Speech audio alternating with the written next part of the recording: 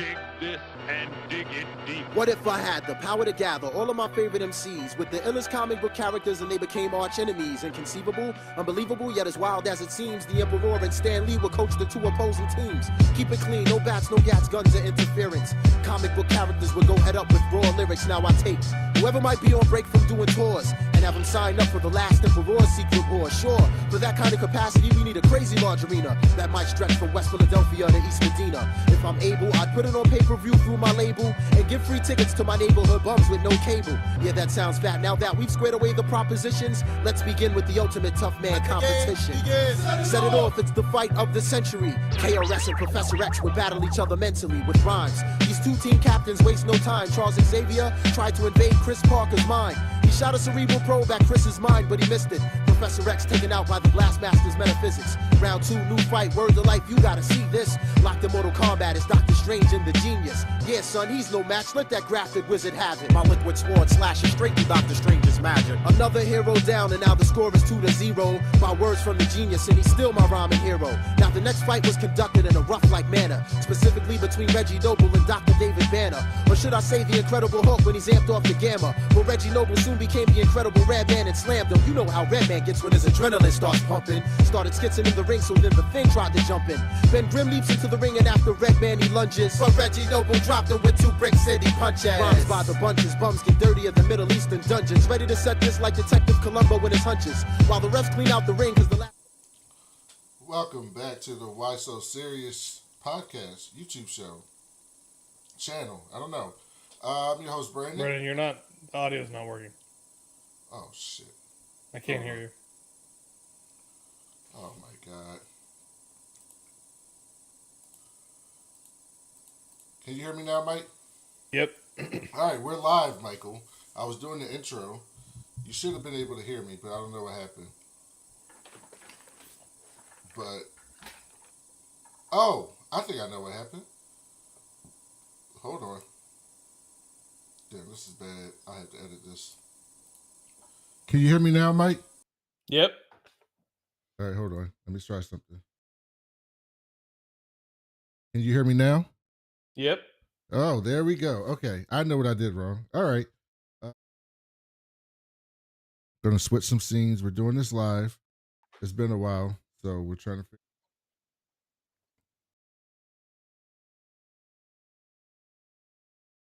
Okay, Mike, you can hear me. Yes. Okay, I know the chat can hear me. All right, sorry about that. We are back for an episode to talk about Star Wars, mostly, but some other stuff. Mike, what's been going on? Well, it's that time of year, Brandon. We didn't record on May the 4th, but I'm happy we get to talk about May the 4th now. You know, my favorite holiday. Well, Mike's been telling me since 2022, he goes, Brandon, you should watch Andor. You'll really like Andor. Andor is right up your alley. It's something you would like. And I said, okay, Mike, I'll get to Andor. And I didn't watch Andor. And I had it on my list, and I kept pushing it down and down my list. And so I finally was like, I'm going to watch Andor. And I watched Andor. And I fucking loved Andor. Andor was fucking incredible. Mike, why didn't you tell me I would have loved Andor? I told you so many times. Andor is the exact type of thing Brandon would enjoy. Because it's like Dune. There's nothing that, no action. Andor is awesome. Because it's about characters. It's not about the stupid Force or the horrible terrorist group. I mean, the Force is the precedent that defines the entire Star Wars universe. I don't care about the Force. I don't care about the Catholic Church, Jedis, none of that. I want to see people who are coming together to be radicals, to form a rebellion. In Andor, it tells you about what it takes to be free, the sacrifices you have to make, the ends that you have to go to in order to fight oppression. And everyone having to get on there. And sometimes everyone not being on the same page, right? People want to fight the power in different ways sometimes. You don't always agree. And I love how Andor is exploring that.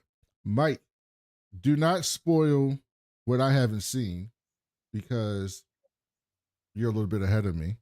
Um, I'm but caught up. I know you're caught up. But so don't spoil it. But what did you think about the first few episodes of Andor season 2? Andor season 2. I liked Andor season 1. I'm definitely one of those people that prefers the stuff that has to do with the Force and the Jedi and the Sith. I mean, I will. I love the whole Star Wars universe. So I'll watch everything, and I didn't dislike Andor season 1, but like it was just fine for me. I know that's the unpopular opinion. I I think Andor season 2 is probably the best thing Star Wars has ever put out. I think it's peak Star Wars. I mean, it's first of all, the quality is insane. I mean, they're operating with a huge advantage because when you have people like Stellan Skarsgård and Genevieve O'Reilly playing the characters that they play, I mean, that's pretty hard to beat already. The writing for this is better than I mean, to be honest, Star Wars doesn't set a very high bar for writing, but Yeah, but this show does. this show does. That's what I Yeah. mean. So, Mhm. like, it's not like it's got a lot of competition, but this is definitely some of the best writing we've seen in especially live action. I mean, like when I say peak Star Wars before this season of Andor, I think Rebels or the Clone Wars. That was always peak Star Wars to me. But this has been really really really good. I mean, this has been amazing. And the one thing I've noticed about this season, which was true for the last season too, every scene they show you, every new location they show you, like they make it so like livable. Like I Yeah. could live in every single shot that they take. Every location we go to, I'm like I could live there. Even the brutalist architecture, imperial bases, I'm like that's a cool building. Like I would love to walk through that building. Like they do such a good job of making these like this feel like a place you actually want to be. Mike, I saw somebody tell me, not somebody tell me. I was listening to a podcast and somebody described uh Andor as Star Wars for grown-up. That's how they described it. What Uh, what would you say okay. about that? I mean, I think Star Wars is for grown-ups in general. I mean, I don't think we Rebels was for grown-ups. I think grown-ups liked it. It was not made for grown-ups. no, it wasn't made for grown-ups, but the difference between like okay, I have this discussion with people who write off cartoons as all the same. Like like a cartoon is a cartoon, whether it's Star Wars Rebels or SpongeBob SquarePants or Dora the Explorer. And what I have to say about that is all of those shows are made for kids. Yeah, Mm-hmm. but shows like the Clone Wars, Rebels, Avatar: The Last Airbender. I know there are other examples of. I mean, most of the cartoons I watch, they are made for kids, but they deal with mature themes, which is why adults are able to get into it. I Mm-hmm. mean, in the Clone Wars and Rebels, we have politics. You think kids like I never understood the politics even in the movies, let alone there are whole episodes of the Clone Wars dedicated to the Senate, Mm-hmm. like doing their like Padme's doing her thing in the Senate. Like that's yeah, it's for kids and like they do it in a way that kids can sort of understand what's going on. But we got politics. There's war crimes and um genocide and I mean whole very mature themes that adults can get into. And yeah, you can't show anything too aggressive or too bad, but these shows, and I'm not just talking about the animated Star Wars shows. These shows do a good job of getting the point across so that you can successfully jump to the conclusion that they're trying to make. And I think that is exactly what sets it apart from other cartoons that are just, made for kids with immature themes. But But I think I like Andor Andor. because it doesn't they're not hiding from if you watch Star Wars, even through all the cheesiness, at its core, it's about, hey guys, this government regime, they're bad. They're bad people. They are only there for power and they want to rule you. And they're not there to govern you, they're there to rule you. and somebody needs to stand up to him. Like that's no, I'm saying that's what Star Wars is at its core. It's always been that, right? But no, only during the time of the Empire. I mean, yeah, but that's Star Wars. The rest of the stuff, bad. It's good versus bad. The rest of the stuff doesn't really count though, right? Because it doesn't exist in any type of live action. You'd have to read comic books. Like the prequels were not about an oppressive. The whole point of the Clone Wars made it so that the Separatist cause, which was the Empire in the the prequels were about how the Empire came to be. No, right? Well, sort of. Yes, not really. It was sort of how Darth Vader came to be, and the Empire by extension. But the point of the prequels was to talk about Darth Vader. But Star Wars as a whole is about good versus evil, which is very different from an oppressive regime. That is a huge stretch of it. But it's like no, you're missing. Star Wars didn't start with the prequels, Mike. Star Wars started with. You can't say all of Star Wars is about this one I thing. I said Star Wars at its core. That's what it's about because that's what it was created. The first time we ever saw Star Wars, that's what we saw. We saw the Empire and we saw Rebels. And we saw a group of people across the galaxy who, from different backgrounds and different races and species in the context of Star Wars, coming together to fight these oppressive people. That's what it was about. And then they expanded on that to make it a larger universe. But at the core of the story, when it was first created, that's what it was about.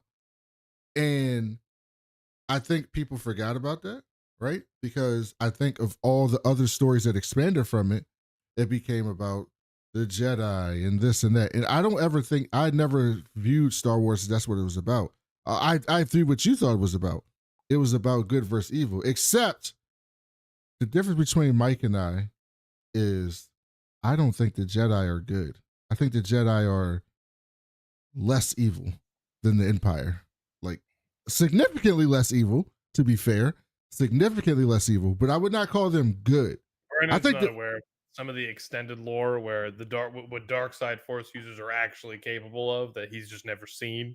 That's why I said they're less evil than the Empire. Like when Darth Nihilus used the Force to kill an entire planet in like an hour, he just drained all the life from it using the Force from his Star Destroyer. So what you're discussing is levels of evil. Yeah. If the Jedi are, if I enslave people, that's bad, right? But that's really bad. But if I take kids away and tell them they can't have families, that's bad too. It's not as bad as enslaving people. Yeah, but it's still bad. It's not good. We frequently have this discussion. And yes, but we never did it on the podcast. So let me explain to you where Brandon is confused. The Jedi during the Clone Wars became military police, and they did sort of have like some unintentional corruption, which had them stray. This is what frustrated Anakin. Brandon's also never watched the Clone Wars fully, which is like he should. But there were episodes like Anakin was a slave. Remember, he was sold into slavery, and when he became a Jedi, there are a couple episodes of the Clone Wars where you can see the Jedi come up on like slave traders, and they're not allowed to do anything for whatever reason. Maybe it's because this planet's not part of the Republic, and or whatever. But Anakin has a hard time with this, and he's like his dark side comes out, and Obi-Wan's like, "You have to be calm. Like we can't do anything about this right now." And so this happened as a result of the whole Republican separatist thing, and the Jedi were just aligned with the Republic. And Anakin throughout the whole time was like, or Ahsoka really was the one who made this point vocally. She was like, "We're Jedi. We're not Republic. We're not supposed to protect the Republic. We're supposed to protect the galaxy." But because of the war that Palpatine orchestrated and manipulated on purpose so that this would happen, they were not able to do that. It was intentional.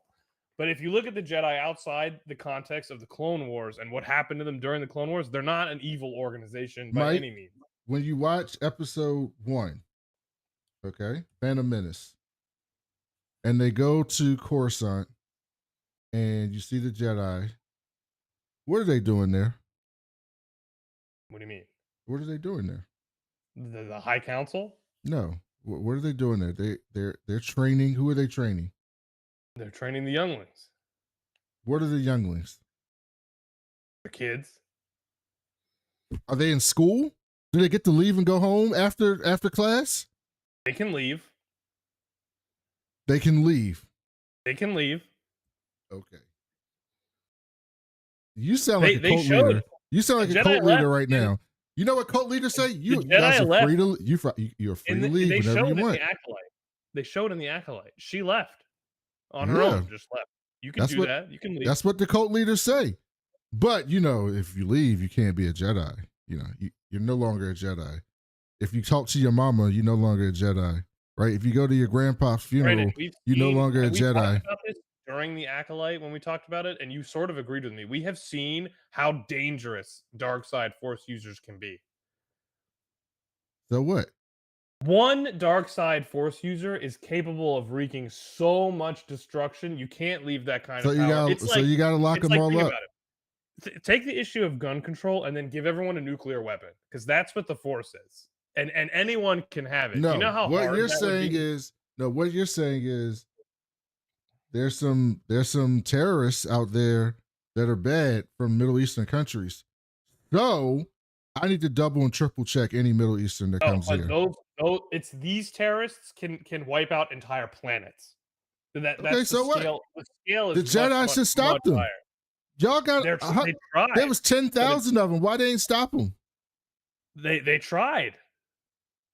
So They that thought sounds that first of all, when there were 10,000 Jedi during the Clone Wars, there was a war in the Old Republic between Jedi and Sith. There were yeah. 10,000 Jedi and 10,000 Sith. Most of the Sith were eradicated. Even in Episode 1, Mace Windu and Yoda are talking. He's like, Mace Windu's like, I find it difficult to believe the Sith could have returned without us knowing it. Right. When Yeah, the I Sith remember were that. Yeah. reduced, when the Sith were literally reduced to just one dude and his apprentice, he literally made it. Look what one Sith was capable of doing. He That orchestrated sounds like a problem with the Jedi. You can't No, 10,000 to 1, you can't win. You know what that sounds like? they were fighting a war they didn't know they were in. No, they were fighting a war they weren't willing to win. No, they didn't know they were in it. They didn't even know the Sith were back until it was way too late. Right. Way too That late. whole story. Palpatine's plans, they don't show you all of what Palpatine did. They talk about it in various ways. But Palpatine and Count Dooku orchestrated the Clone Wars in between the gap, the 10-year gap between episodes 1 and 2, before they even knew what was going. Yeah, they found out about Maul in episode 1. But Palpatine's plan was always one step ahead. For example, when they ran into Maul, all of Palpatine's apprentices were he was presenting them as the Dark Lord of the Sith, as him. They never knew that they were even dealing with the apprentice. They always thought that they were dealing with the Sith Lord, the bad guy. They never knew the whole time that Maul and Dooku were just his apprentices. And then Yeah. when Ventress came along, and But Mike, then it looked like you tried to explain this to me before, and what you said made no sense. The Jedi are supposed to be able to sense the dark side. The most powerful dark side user in the world, they could never sense him. They just couldn't. The ancient Sith were able to calm the Jedi into building their Coruscant temple atop of an old Sith temple. There was so much dark and light side energy going on there that it's very. Yeah, but Palpatine ain't just stay in one room the entire life. He went other places. Palpatine was a master at deception.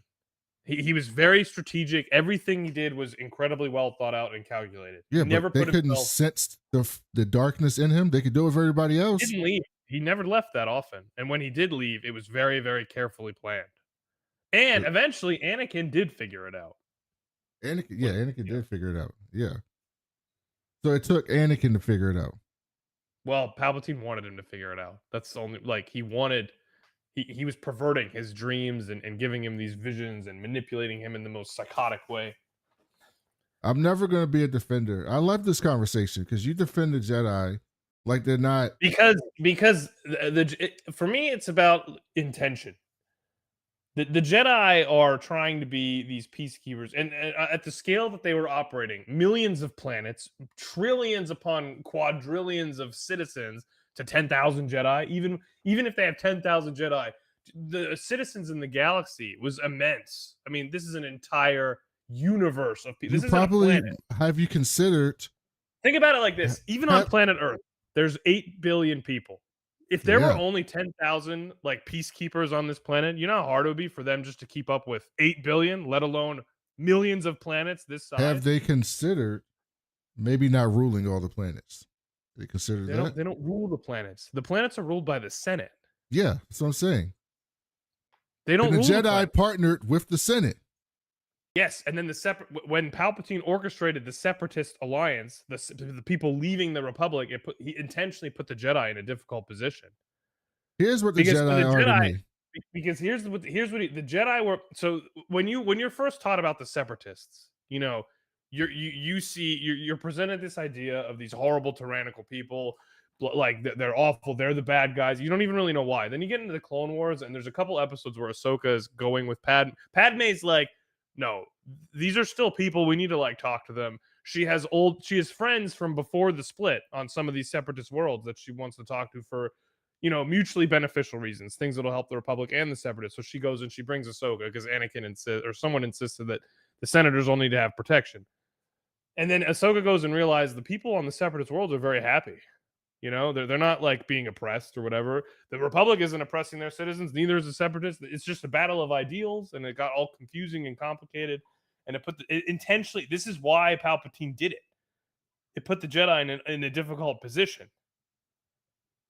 The Jedi are the United States of America. That's who No, the they're Jedi not. are. Yes, they are. No, they're not. Compared to Nazi Germany, they're the There were other people. There were other people angels. in the Allied alliance in World War II. No, I'm saying the United States are angels. They're angels compared to Nazi Germany. They're angels compared to Stalin, right? They're angels compared to different oppressive groups across the world, right? Even right now. But the United States is not good, right? They do fucked up shit all the time. All the time. But if you compare them to something truly terrible, they're better, right? If you're just looking at the world between Sith and Jedi, when a country does something bad, they're doing it with full intent and on purpose. When the Jedi do something bad, it is not their intention to do anything bad. So Mike, I will never let go that the Jedi takes kids from their family and then tells them the only way you give them up because they're a cult. If I told you a cult did that right now, if I described a cult to you and I said parents just give up their kids because they believe in this cult, you would call that crazy. Brandon, in the Harry Potter universe, kids get a letter at 11 years old and they basically go to boarding school for the next 8 years. That's boarding school. They don't have to forget their family. No, Jedi tells them, you're coming with me at 5 years old or 6 years old, however old you are. And on top of that, you can't ever see them motherfuckers again. Forget your mama. They don't forget your sister. Forget your auntie. The parents give them up. Because they're a cult. It's a church. It's religion. I believe in this. I believe in it. It doesn't matter if they believe in it. Okay, first of all, cults and religion are very, very different things. A cult is a manipulation tactic based on untrue and unpopular, unfounded things. The Jedi religion is not unfounded. The Force is a thing. The Jedi have been around for no. See, it is a religion. See, it is not a cult. The Force is a thing. The Jedi is made up. The Force is real. The Jedi aren't made up. It is made up. You don't need to be a Jedi to use the Force. The Jedi are just an organization of people that are bound to the light side of the Force. No, the Jedi is an organization of people who created their own rules and ideas for what they believe you have to do. They did. They created these ideas for what they believe you have to do in order to not become a Sith. That's what all this is about. If you are Force sensitive, they believe you have to do the things that we do. And if you don't, then you'll become a Sith. You know who proved them wrong? That is what they said. It's not just an extreme. You become a Sith. It's a lot more nuanced than that. Is it?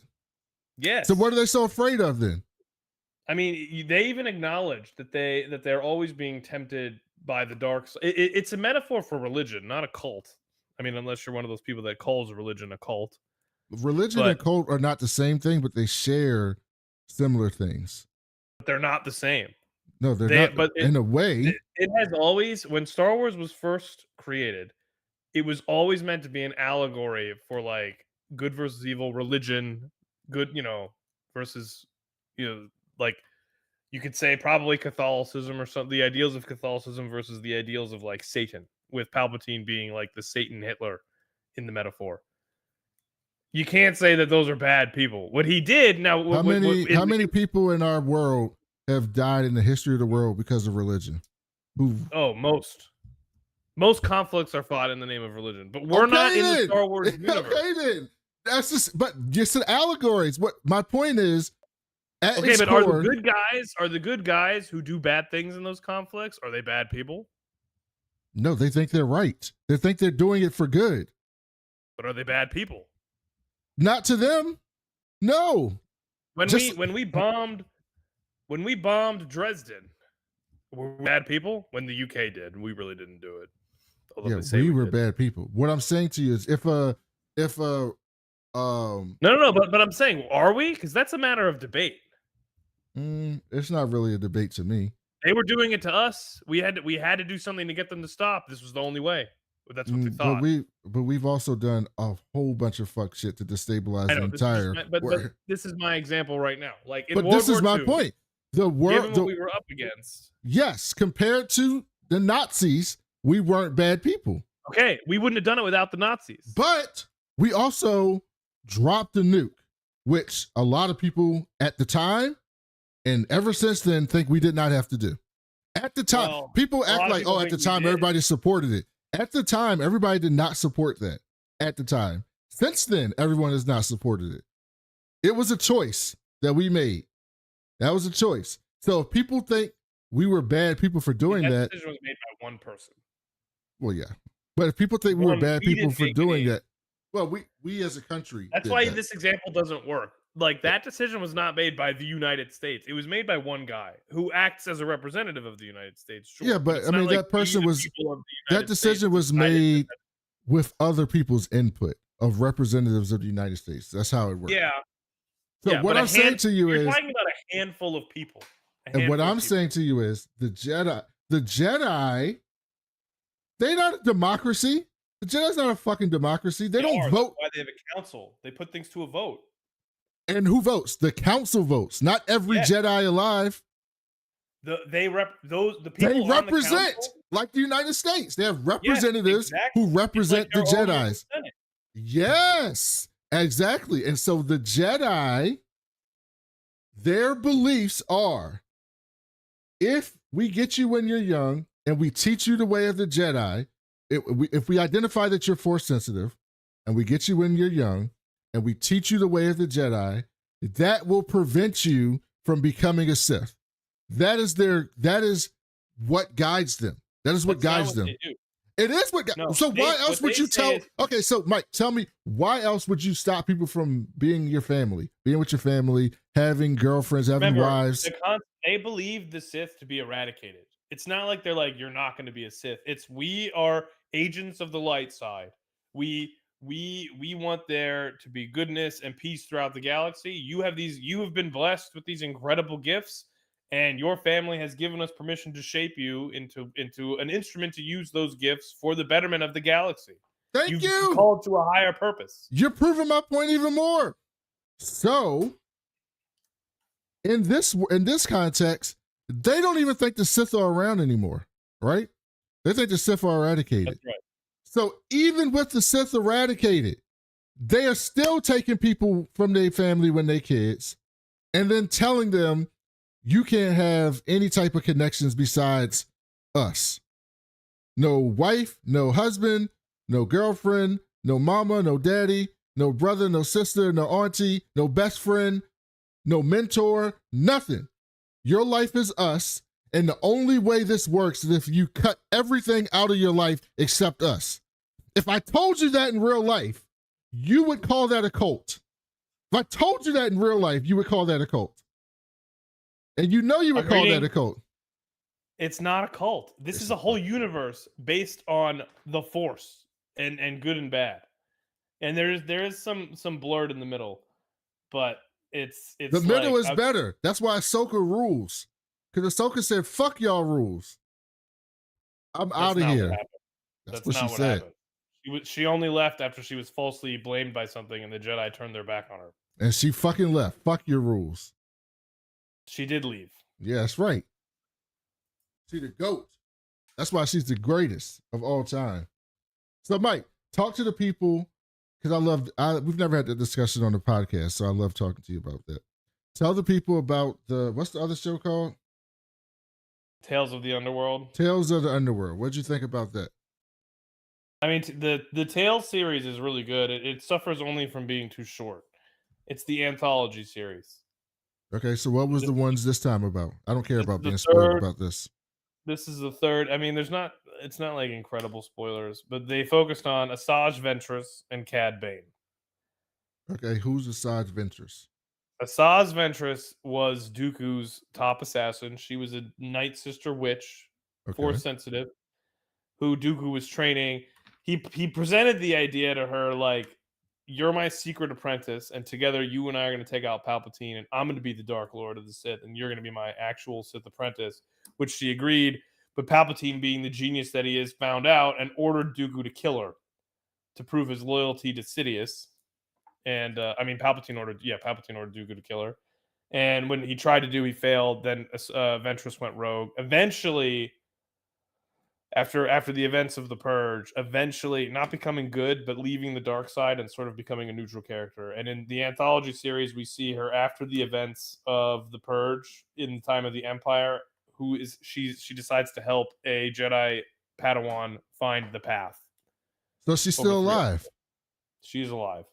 She showed up in the Bad Batch too. So you think she's still alive in the new trilogy? Probably. It's possible, but she's not a good guy. She's just not a bad guy. She fell in love with it after the events of the Purge. This was not shown. I kind of wish, like, finding the Padawan, helping the Padawan find the path is a nice story and all, but she falls in love with a Jedi after the events of the Purge, and she, as we know, the Night Sisters are capable of sort of raising the dead. So the first episode of her anthology series opens up with the Jedi that she fell in love with and Obi-Wan Kenobi bringing her body back to Dathomir, her dead body back to Dathomir. They put her in the pool per her last wishes, and she's raised from the dead by Mother Talzin. Obi-Wan agreed to do this? They didn't know she was going to be raised from the dead. They left her there thinking that her last wishes were to be laid in this special pool in the Night Sisters cave in Dathomir. So when they walked away, she was resurrected at a price, and she fell in love with Quinlan Vos. He's a pretty popular Jedi in the. So they put her in the Lazarus pit. Yeah, basically, but the price is she doesn't get to be with Quinlan Vos anymore. Okay, so who was the other anthology on? Cad Bane. Okay, tell us about Cad Bane. Cad Bane is a very, very dangerous bounty hunter, very Western themed, wears a cowboy hat. Talks like an old Western villain. He was a very dangerous bounty hunter that was capable of taking down, and he killed a few Jedi. For someone who is not force sensitive. That guy was in one of the cartoons, right? He was in the Clone Wars. No, not Clone Wars. He was in Boba Boba Fett. Wars, he was in Bad Batch, and he did show up in the book of Boba Fett. He was in Boba Fett. Yeah. And I don't believe for a second Boba Fett can kill him. You don't? Boba Fett, I don't care what they want you to believe. Cad Bane was one dangerous dude. I thought Boba Fett was dangerous too. Yeah, but I mean, you can't. They're just saying that because of the nostalgia with the Return of the Jedi. Like, Cad Bane is one I would not want to fuck with. Cad Bane in that universe, even with force powers. So they only did 2 people this time. Yeah, it's 2 every year. It's 2 every season. I think it was 6 episodes. It is. It's 3 for each. Oh, 3 for each. Okay. And apparently, did they introduce any new characters? I read that they introduced a new character in Tales of the Underworld. Well, there's that Jedi Padawan that Ventress was with. I thought it was really good, but honestly, I watched that and then I watched Andor, and then I was like, "There's no, like, they're both good, but Andor has been way better." Well, yeah, I mean, Andor is fucking incredible, Mike. I mean, yeah, but you haven't even seen what I've seen. No, I haven't seen what you've seen. I'm going to catch up this weekend. I'll be caught up by next I week. wish you saw it before we did this so I could talk about what happens. So is Cad Bane the same race as Thrawn? No. Thrawn is from Thrawn's race is from the unknown regions of the galaxy. Yeah, but Thrawn's race they both look the same. they don't look the same. They blue. Thrawn is a Chiss. That's what his race is called. He his people are from a distant galaxy, not even in the same galaxy as the Star Wars universe. And he, after the creation of the Galactic Empire, his planet and whole galaxy are under the threat of this dangerous race of aliens who are like, I guess, committing genocide all over the galaxy. And he decides to seek out a army to defeat them, and he basically presents himself to Palpatine, and he's like, I'm a great strategist.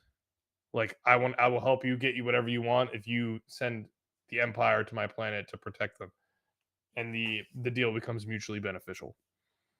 It said, the article I read, Mike, said that the last episode of the Cad Bane series introduced a young Duros boy named Isaac, who is very strongly implied to be Cad's biological son, and that they think he's going to show up in future stories that take place after the Book of Boba Fett.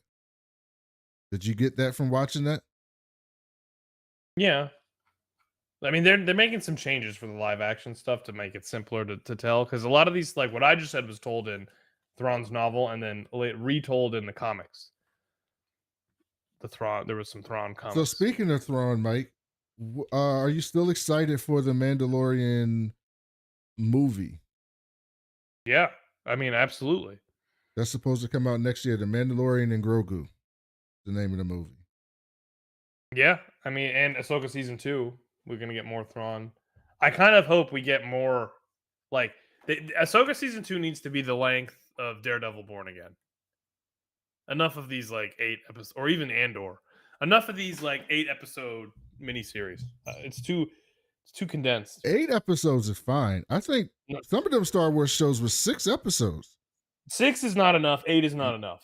The story of Thrawn and the Phoenix team. I mean, I'm like, I enjoyed watching Ahsoka when it came out. I was excited for each week, but like when now that it's all out, it's like we didn't get very much. I mean, it wasn't like, no, it was Rebels season 5. Yeah, but Rebels season 5 would have been way better if they actually, because it would have been like 20 episodes, 20-minute episodes. But yeah, they, and you could do a lot more with animation. But we didn't get, like, and the story ended on a cliffhanger, and the voice actors do such a good job of making you fall in love with the character. I still feel like while these people are good actors, it's like I'm watching these people. It feels like I'm not watching the real characters that I fell in love with. It's just that they cosplay. It looks like a cosplay. It really you gotta does. get over. You gotta get past. It's hard. It's hard when you especially Ashley Eckstein has played Ahsoka for like over a decade. I mean, her voice has become. Like, I don't think of Rosario Dawson. I think of Ashley Eckstein's character model and voice. Like, that's a hard thing to beat when you do such a good job. It's why a lot of these adaptations suffer. That's why everyone loves Bo-Katan was the same. I mean, it's hard to do that for everybody, but I don't know why they didn't pick Sabine's voice actress or Hera's. They all look similar enough. I mean, that helps you keep the illusion. I don't know why they went that route. I mean, aren't they much older now?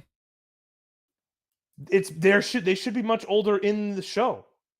I mean, it's years have passed. Oh yeah, that's a good point. That's true.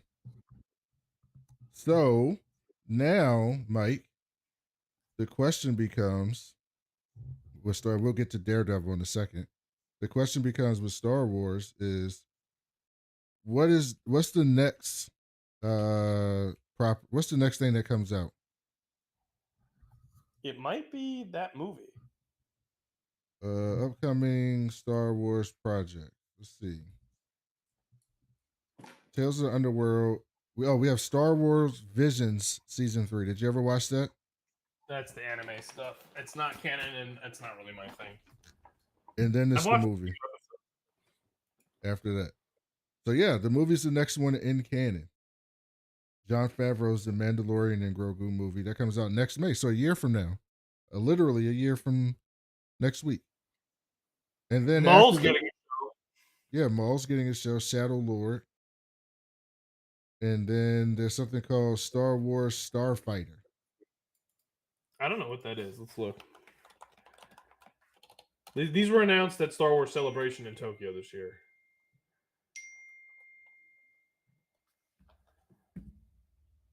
I also sent Mike a game.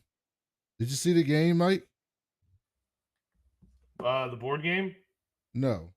I sent you there's like a new Star Wars game that got announced.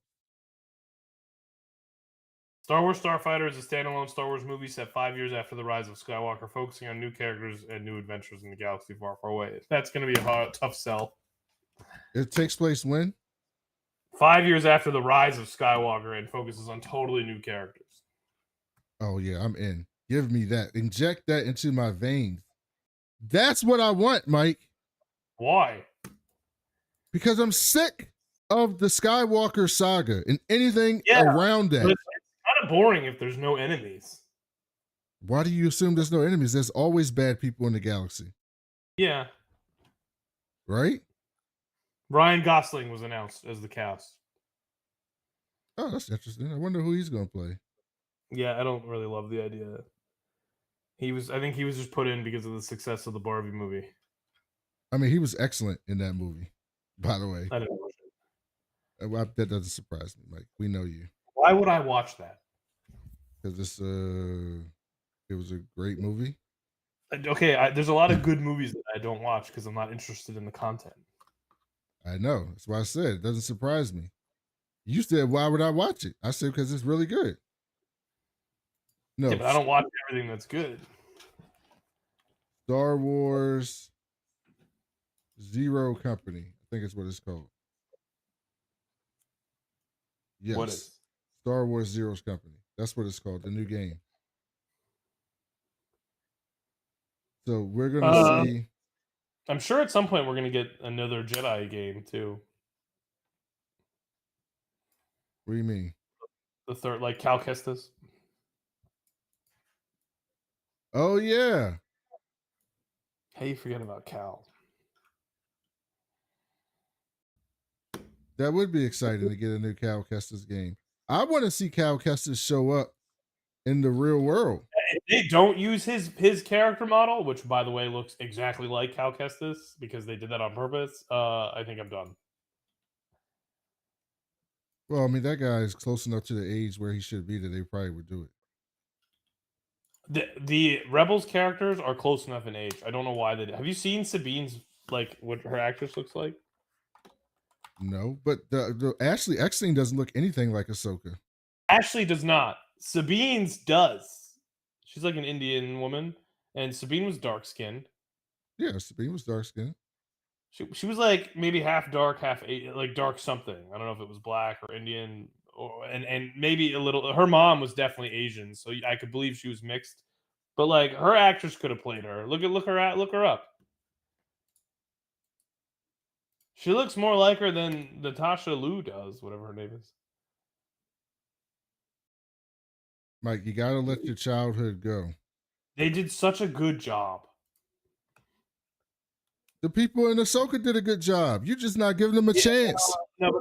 Also, the people in Ahsoka don't know enough about the characters. And like Ahsoka, Rosario Dawson plays a totally different version of Ahsoka than Ashley did. Because she's 20 years older. It doesn't matter. These ideals, like, are you kidding me? Are you the same person you were 20 years ago? You watched Rebels? Yes, I watched all of it. Are you the same person you were 20 years ago? Well, I was 10 20 years ago, so that's how old was Ahsoka in fucking Clone Wars? 17? Yeah. Yeah, okay then. So now she's like 40. In Rebels, she was like 30. No, she's not fucking 30. Changed? Yes, she was. In Rebels? How old was Ahsoka in Rebels?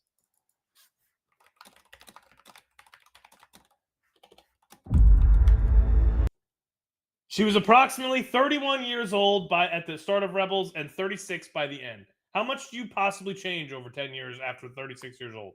Depends what happens to you. No, look, Rosario Dawson is fine, but she's really not the same Ahsoka. It's such a disconnect. As someone who has watched every single time Ahsoka's ever appeared. Well, didn't she say a whole bunch of fuck shit happened to her? We saw all that stuff happen to her and her emerge from it every single time. And then then she shows up 20 more years later, right? Or at least 15 years later. What do you mean? When Ahsoka takes place at least 10 years after Rebels, right? Well, we first see her in The Mandalorian, which is after the time of the Empire's over. And she's like totally, first of all, Ahsoka, like she was like murdering people. She never did that. If she did, unless she absolutely had to. She was doing this weird, like, it's just not the same. It feels much cheaper. It really does. Not to me. I've watched Rebels. It feels like it feels like somebody. I watched all the Rebels. I didn't watch Clone Wars. I watched Rebels. But she's not. She's only in a couple episodes of Rebels. It feels like no. In one of them seasons, she's like in almost every episode. Which season? One of those seasons, she's like in almost every episode. No, she shows up at the end of season 1. She's in a few episodes of season 2, and she shows up at the very end of season 4, and that's it. She's in a handful of episodes. She maybe makes 5 appearances. I've rewatched Rebels multiple times. Watch this, in Michael. Clone Wars, she's in a lot more. Watch this.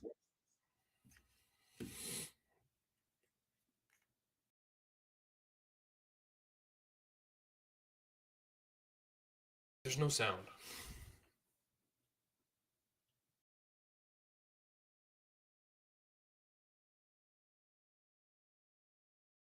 There's no sound. You can't hear that? No. Oh, hold on. Oh, I muted it by accident. Sorry. Here we go. Okay, now can you hear it? Yeah. Okay, sorry about that, Mike.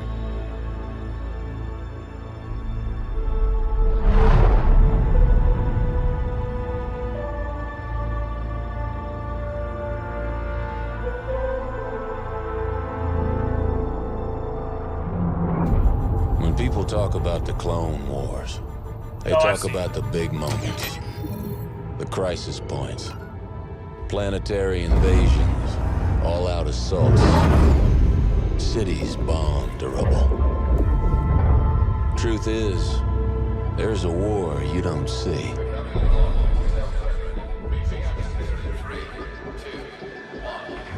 The one fought in the shadows, the war beneath the war. A war that's won with the right strategy. Surveillance, ciphers, good old-fashioned sabotage.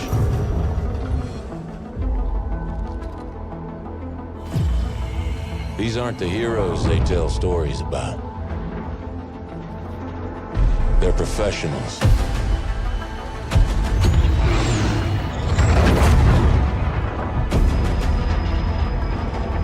Setting aside their differences to take on the impossible.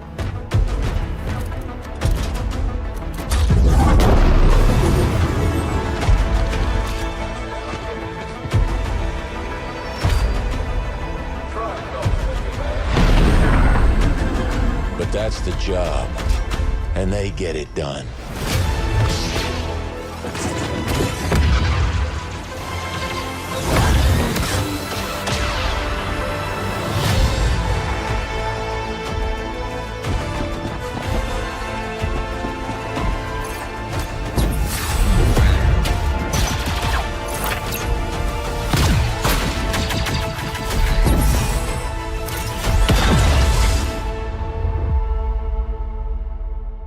Mike, are you interested? No. Really? It like is a tabletop looking thing. It looks like a modern version of that game you play all the time on your phone. That's not what I want out of I don't need another one of those. Okay. I thought you would be into it. So no zero for you. I mean, when it comes out, but I doubt it. I don't really like those kinds of games. Turn-based tactics, like it's like Command and Conquer back in the day. That seems odd to me because EA usually doesn't make games like that. I don't like it. I don't know why they won't just make the AAA games everybody asks for. I don't know why they're always trying to do something new. Just stick to this. That we have found that just sticking to the same shit is what people want. So it's so you're right. It's People a turn-based single-player game. More Jedi games. They want more Battlefront games. They want more like they would love a Mandalorian game. Why? I don't know why they're not doing that stuff. Why do that's what people have been asking for. They want more Knights of the Old Republic. Just do that. It frustrates me when they all like the only thing that's been good is the Fallen Jedi series. No one liked Outlaws. That's not true. Outlaws was very good. You didn't even play Outlaws, and you're assuming it's bad. Its sales did. Yeah, I'm not surprised. There's a woman star, Mike. Why do you think? You think it just wasn't? First of all, Ubisoft has been before Assassin's Creed Shadows. The last couple games they've made have been subpar at best. Okay, I played Outlaws. It was very fun. It was a very fun game. Yeah, but you will like something with a female lead, even if it's bad, just because you feel like you have to. No, I won't. No, I won't. I won't do that. You didn't play the game, so you telling me it's okay then. So you don't know. I played the game. I just never got around to playing it. Yeah, you never played the game. You love Star Wars, but for some reason you never played that game. I'm reading about the sales. I don't care about the sales. I know how sales are. I watch movies. I watch TV shows. I study this. I know how this shit works. The female lead. When I don't care. Yes, 100%. I just don't think that's it. No, you don't care. Answer me this, Brandon. You don't care because you're not terrible. No. I have the perfect counter example. Assassin's Creed Shadows stars a black man and a woman. Why is it doing so well? People hate it. Why? People don't hate it. It's the audience doing rating, really good. The audience rating for this game is 2.9. I'm looking at. I just Googled it right now. If you type in Assassin's Creed Shadows review, the audience rating is 2.9. On what? IGN gave it an 8 out of 10. No, reviewers like it. People, the people gave it a 2.9. Okay. How about this? Let me go on Steam, where it's all player reviews, and let me tell you what it is there. Store page. It has mostly positive recent reviews, very positive all-time reviews, and that's out of 18,400. And the sales for this game, you can look it up. Mostly positive is not that great, right? Because above mostly yes, positive, it is. No, above mostly positive is very and overwhelmingly. No, you have that backwards. You're right. No, very. Yeah, I'm right. But games that don't do well get mixed reviews or below. Right below mostly positive is mixed. It's mixed, then it's mostly positive. Yeah, mixed is bad. But also, number one, the sales for this game are doing really, really well. So why? Why is this doing really well and Outlaws is doing bad? It's because the game was not good. The game was bad. It's also a man, Mike. You act like black people aren't sexist too. We don't buy stuff with women either. We don't buy stuff with women either. Assassin's Creed is a black dude and a woman. Yes. So by your logic, it should have tanked, but it didn't. It's doing really well. Is it doing well? Yes, because it's a good. Look up the sales. It doesn't matter what people review bomb. You know this.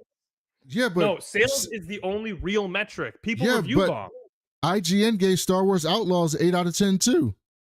IGN. Look at Steam. Let's go. Let's see. I haven't looked at Steam page. It's not on Steam, I don't think. Oh, that's probably a smart. It should be. I think it's only on the. I think it is.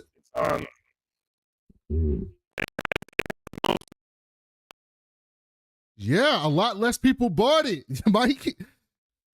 No, it's because it's just like the Marvels, Mike. People didn't go and see it.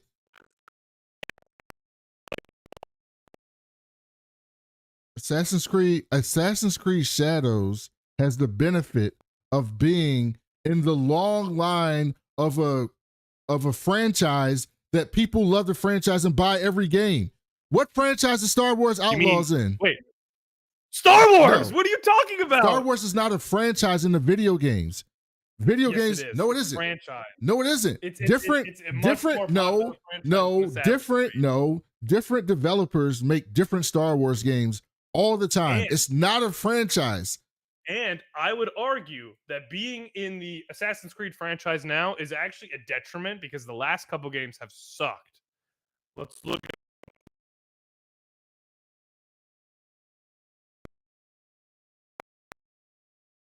Hold on. How many reviews?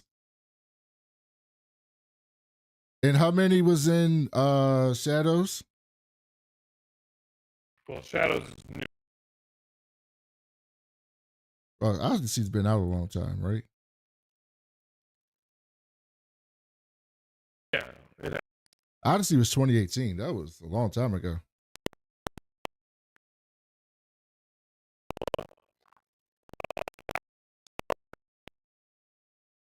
But Mike, you just read that the reviews were positive on Star Wars Outlaws. So the people who played the game said it was good. So the question is, why didn't people play the game? But my argument is if by your logic it's because it stars a woman, then all these other games I've listed should have tanked. No, Let's look at Horizon Zero Dawn, which very positive. Very Yeah, positive. that's- 14,000. Yeah, Horizon Zero Dawn is like one of the greatest games of all time. It stars, but That's like saying that's like saying Barack Obama was president. Racism doesn't exist. No, Barack Obama is an outlier. Horizon Zero Dawn is an incredible video game. all Man these or games woman. that released with female leads, are they all outliers? And this one game, Outlaws, is the one exception. No, It's a lot just of 'cause it looks very- of games with female leads do poorly in sales. Like a whole lot of them. I Like just you- listed a ton. No, you just listed two, and one of them is a franchise that has like 20 games in it. Assassin's Creed's like, recent has like games 20 have not games. been nearly as good. but people buy all of them because they buy like you, Mike. You are a perfect example. Assassin's Creed is your favorite franchise.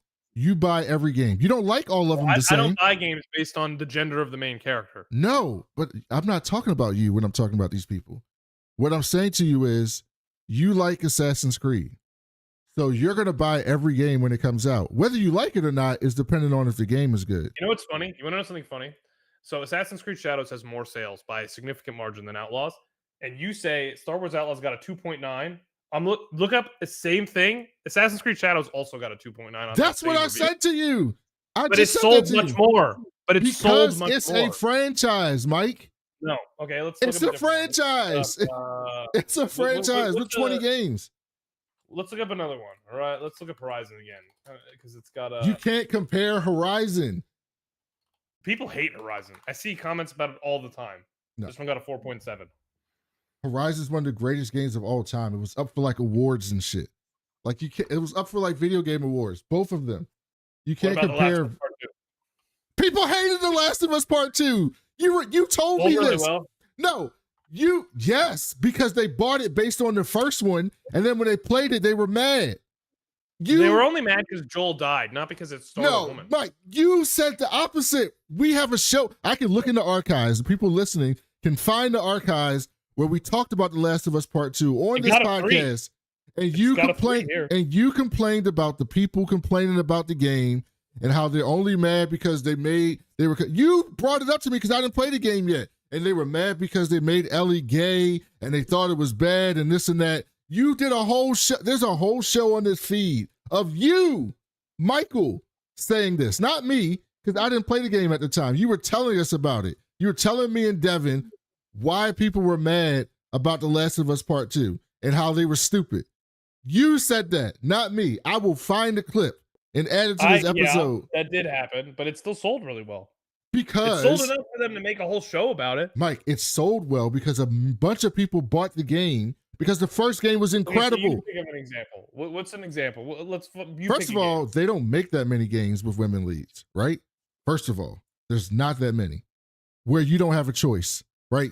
There are games where you can pick your character, but there are not many games where your character is a woman, right? First and foremost, there's just not that many of them. So when they do come out, the ones that people buy are the ones that are so good that you can't deny it, right? This is just a lot of added criteria, I feel like. No, that's how things work, Mike. That's how it works in real life. Do you think a black person who acts like Trump could become president? Absolutely not. Do you think a black person like George Bush could become president? No, absolutely not. The black person who becomes president has to be Barack Obama. He's the only one. He's the only one that could do it, right? It's the same thing in a lot of things. I don't know. I think that's kind of overly critical. It's like very pessimistic view, I think. I live in America and I'm black, Mike. Well, I obviously don't have the context of that experience. How many presidents do we have? 45? Yes, 45, Yeah. 46, 46, 45, 46, 45, one of them. 47? Oh, isn't he 47 right now? Trump is 46? I think he's 47. Yeah, 47. Yeah, Trump is 47. Okay, so we had 47 presidents. We've had 46 white men, 1 black man, 0 women. So what am I supposed to think? Well, I mean, some credit has to be given to the shift of the times, unfortunately being very recent. I mean, segregation was still around during the time of my grandparents, which in a scale of presidents is not that many presidents ago. You don't have to tell me that. My dad went to colored schools. I know. I'm not trying to bring that. I'm just saying like, so that's my point. So the whole history, like, we should start the metric from a couple decades ago. Okay, so from the Civil Rights Act in We're in 1967, an entirely different America right now. So from the Civil Rights Act in 1967, we had Lyndon B. Johnson. Well, we had Kennedy who started hold it. On. I'm not in a place to debate race. No, I'm not America, debating. I'm making I'm making a point to you. Let me finish my point. Making a point to you. We had Lyndon B. Johnson. We had Jimmy Carter. We had Richard Nixon, Ronald Reagan, George H.W. Bush, Bill Clinton, George W. Bush, Barack Obama, Donald Trump, Joe Biden, Donald Trump. So we've had 10 presidents since the Civil Rights Act. 9 white men, 1 black man, 0 women. That's what we've had since the Civil Rights Act, right? So what I'm saying to you is, it's when you have so few chances, in order to be successful, you have to be exceptional. If you look at all the games, if you go on Steam and look at, if you did a count of every game that came out in 2024, right? Every game that came out that had a lead character that you couldn't customize, right? Like, you know, if you play Star Citizen, I can make my character whoever the fuck I want to make him, right? Like, you can do that with a lot of games. So if you look at games that have a lead character that you cannot change their gender or race or whatever, and it's just whoever they are as their lead character, what percentage of those games do you think would be a woman? I'm guessing less than 5%. The metric is even farther back, because even 10 years ago, games were not really made for, not as many games were made for girls. This is still a recent thing. Do you think women played less games because all of them had men? You think that's a possibility? That's not what I said. I just said that when they were making these games, they were not making them with women in mind until recently. Which is I'm not saying that's a good or bad thing. Yes, I'm just saying you're making my point. You're making my point. So the men who've been playing games all these years are now seeing games made with women in mind, with women lead characters, with women's stories in the games, and they're not interested in them. Not all. I don't think I have been saying this about all this, about the Marvel stuff, about the games. I really think that the group of people you're talking about is a much smaller group of people than you think it is. Because at the end of the day, a game that does really well, everyone plays it, regardless of it. You know what you may hear. That's what happened with Shadows. Yeah. It is. I thought Shadows was going to bomb because of all the comments I saw on social media. Yes, Mike. It was like it didn't even look like there was one positive thing about it. Because, like you, I think I fell victim to the loud minority. But when the game came out, it's got really good reviews. It did really well, which makes me feel like it's really not what it seems like, and it's just the game is either good or bad. No, it's the opposite. It's what is happening, Mike, is what you're describing is the exceptional argument. It's the argument of, and what I'm describing is what what equality means, right?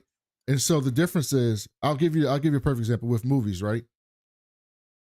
For I black got an movie, example for you right now. for Subnautica Below Zero. so Sinners, let's use Sinners. When Sinners came out, it won the weekend. It had won the week. And the first few articles that came out was a big deal.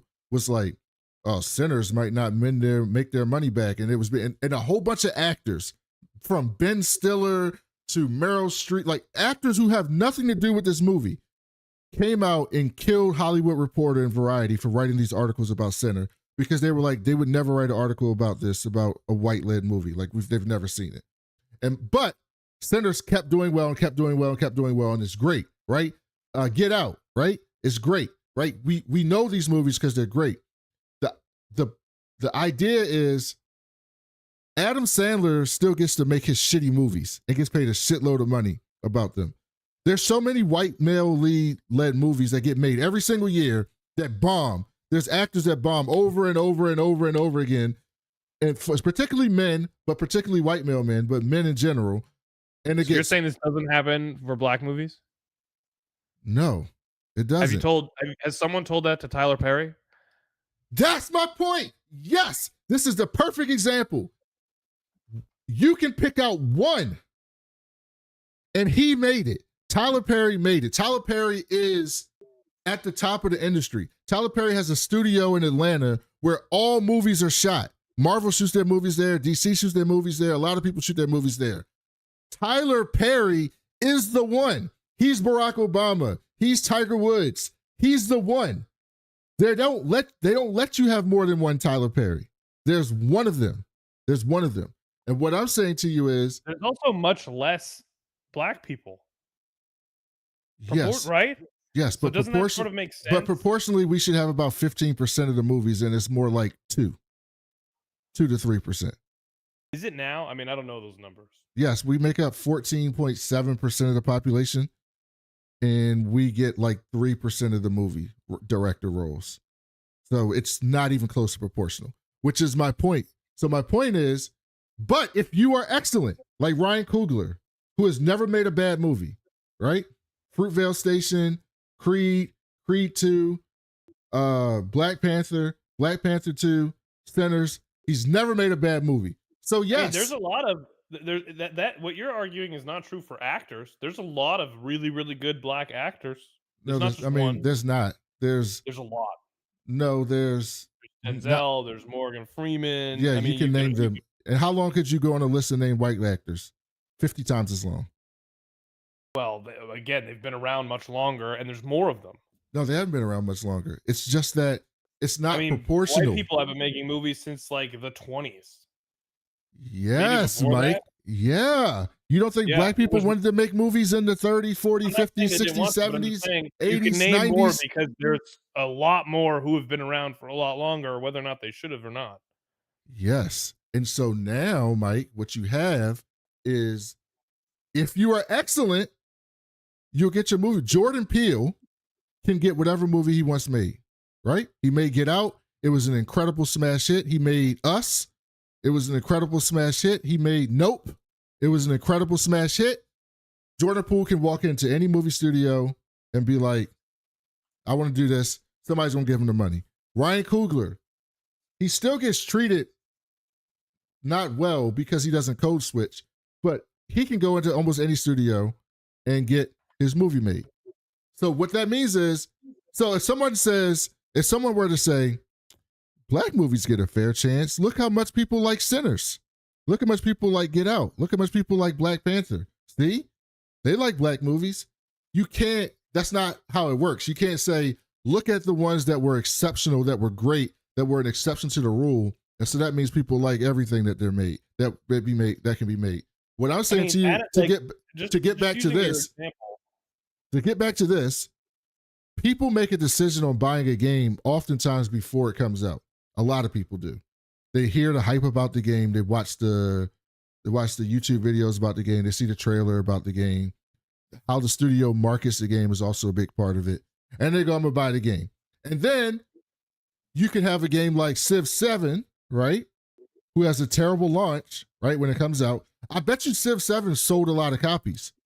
But then Let's find out. But then when people played it, they were like, this ain't what I thought it was. And then there's people like us who would be like, I'm gonna wait to get it to see what people say. And then you get it, right? Oh, and man. so Civ 6 does not even have 10,000 people playing right now. Civ 6 or 7? 7. Yeah, because it's got bad reviews, right? Yep. Yeah. But what I'm saying is I bet you the pre-sale of Civ 7 was pretty good because Civ is a big franchise. Yeah, people love I'm sure it. A lot of people returned it. Yeah, I bet you a lot of people returned it. And they got it and were like, this is shit. That's how it works. That's what happens when a game is not good, right? When a game where the people play it say it's good, but it doesn't sell, particularly when it has a what do you call it? IP, like Star Wars attached to it, right? So, the game we just saw, right? What was that called? Star Wars Zero Company, right? I guarantee you there's going to be a bunch of people like you, Mike, who say, I don't want to play a turn-based Star Wars game. That's just not for me. I'm not playing a turn-based Star Wars game, right? And so it's probably not going to have the sales as Jedi War, what was it called? Survivor. Fallen Order, Jedi Survivor. It's probably not going to have those sales just based off it being turn-based to start. Now, if people who like turn-based games buy the game, and then you look at the reviews and it says mostly positive, very positive, overwhelmingly positive, I would assume that's a good game. It just may not be for me or you. Like, I don't play turn-based games either. Me and you are the same in that, Mike. So it won't be for me or you. We don't play turn-based games, but that doesn't mean it's not a good game. But there's a clear reason why you could imagine that game doesn't sell off rip. Okay, so Star Wars Outlaws has only 100 more people playing in game right now than Subnautica Below Zero, which stars a black woman. Yeah, which is embarrassing because Outlaws is a AAA title, and I would argue Subnautica is closer to an indie game. It is. It's But also a I'm sequel telling to you- a very popular game.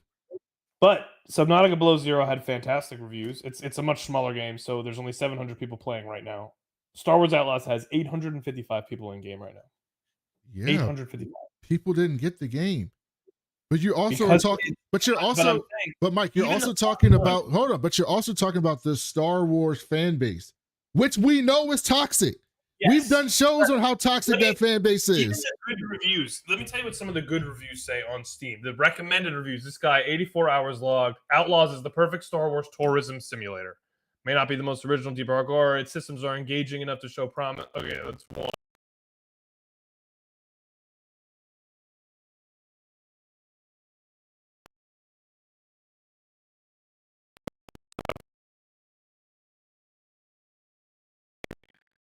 I don't even know.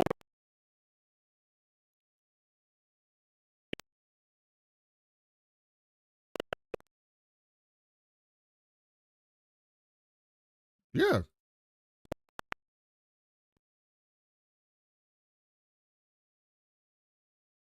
Yeah.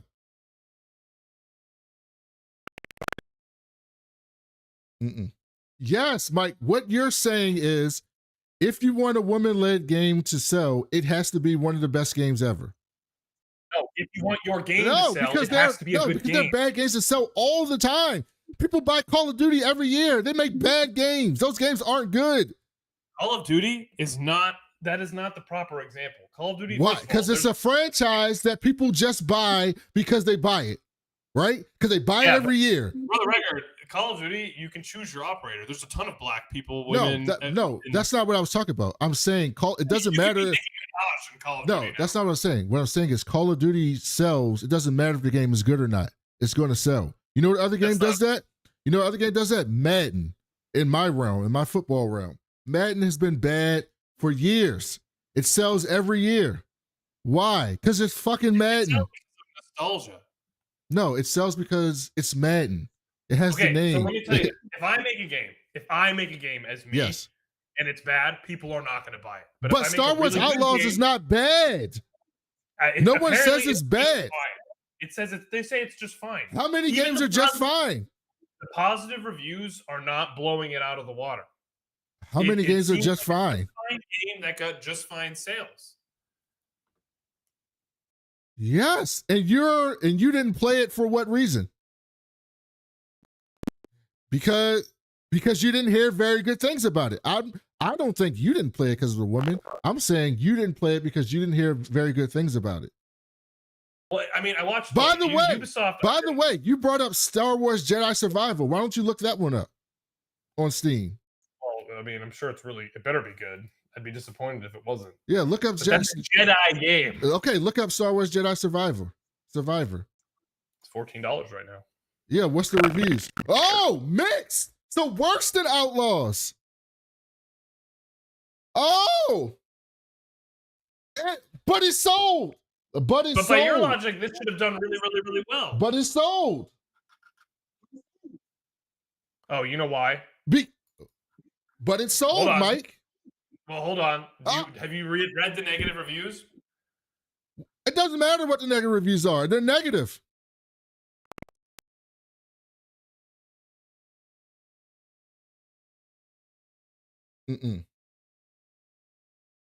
Which doesn't count. Look it up on IGN. You have that is something that needs to be considered because I mean I never have crashing. Let's see, Jedi Survivor ratings on Google. It's got a 3.7, much better than the 2 point whatever Outlaws got. Read the negative Steam reviews. It's all performance based. Every single one. I looked at like 7 in the time span of a couple seconds, but they're all performance based. Look, I'm not your beta tester, EA. Performance issues. Do not buy this game. Too many crashes. It's all performance. That doesn't count. Mixed reviews, Mike. Yeah, because of performance. Look, does not run well even on a god level piece. Every single one is about performance. And none of them are about the game. Doesn't count. They count. It does not count. It's performance. I mean, a good game. Look at Cyberpunk and No Man's Sky. They had garbage launches for performance. That had nothing to do with the game. The game was great. People figured it out eventually. That's true. Yeah, you can't count. That is true. You're 100% correct.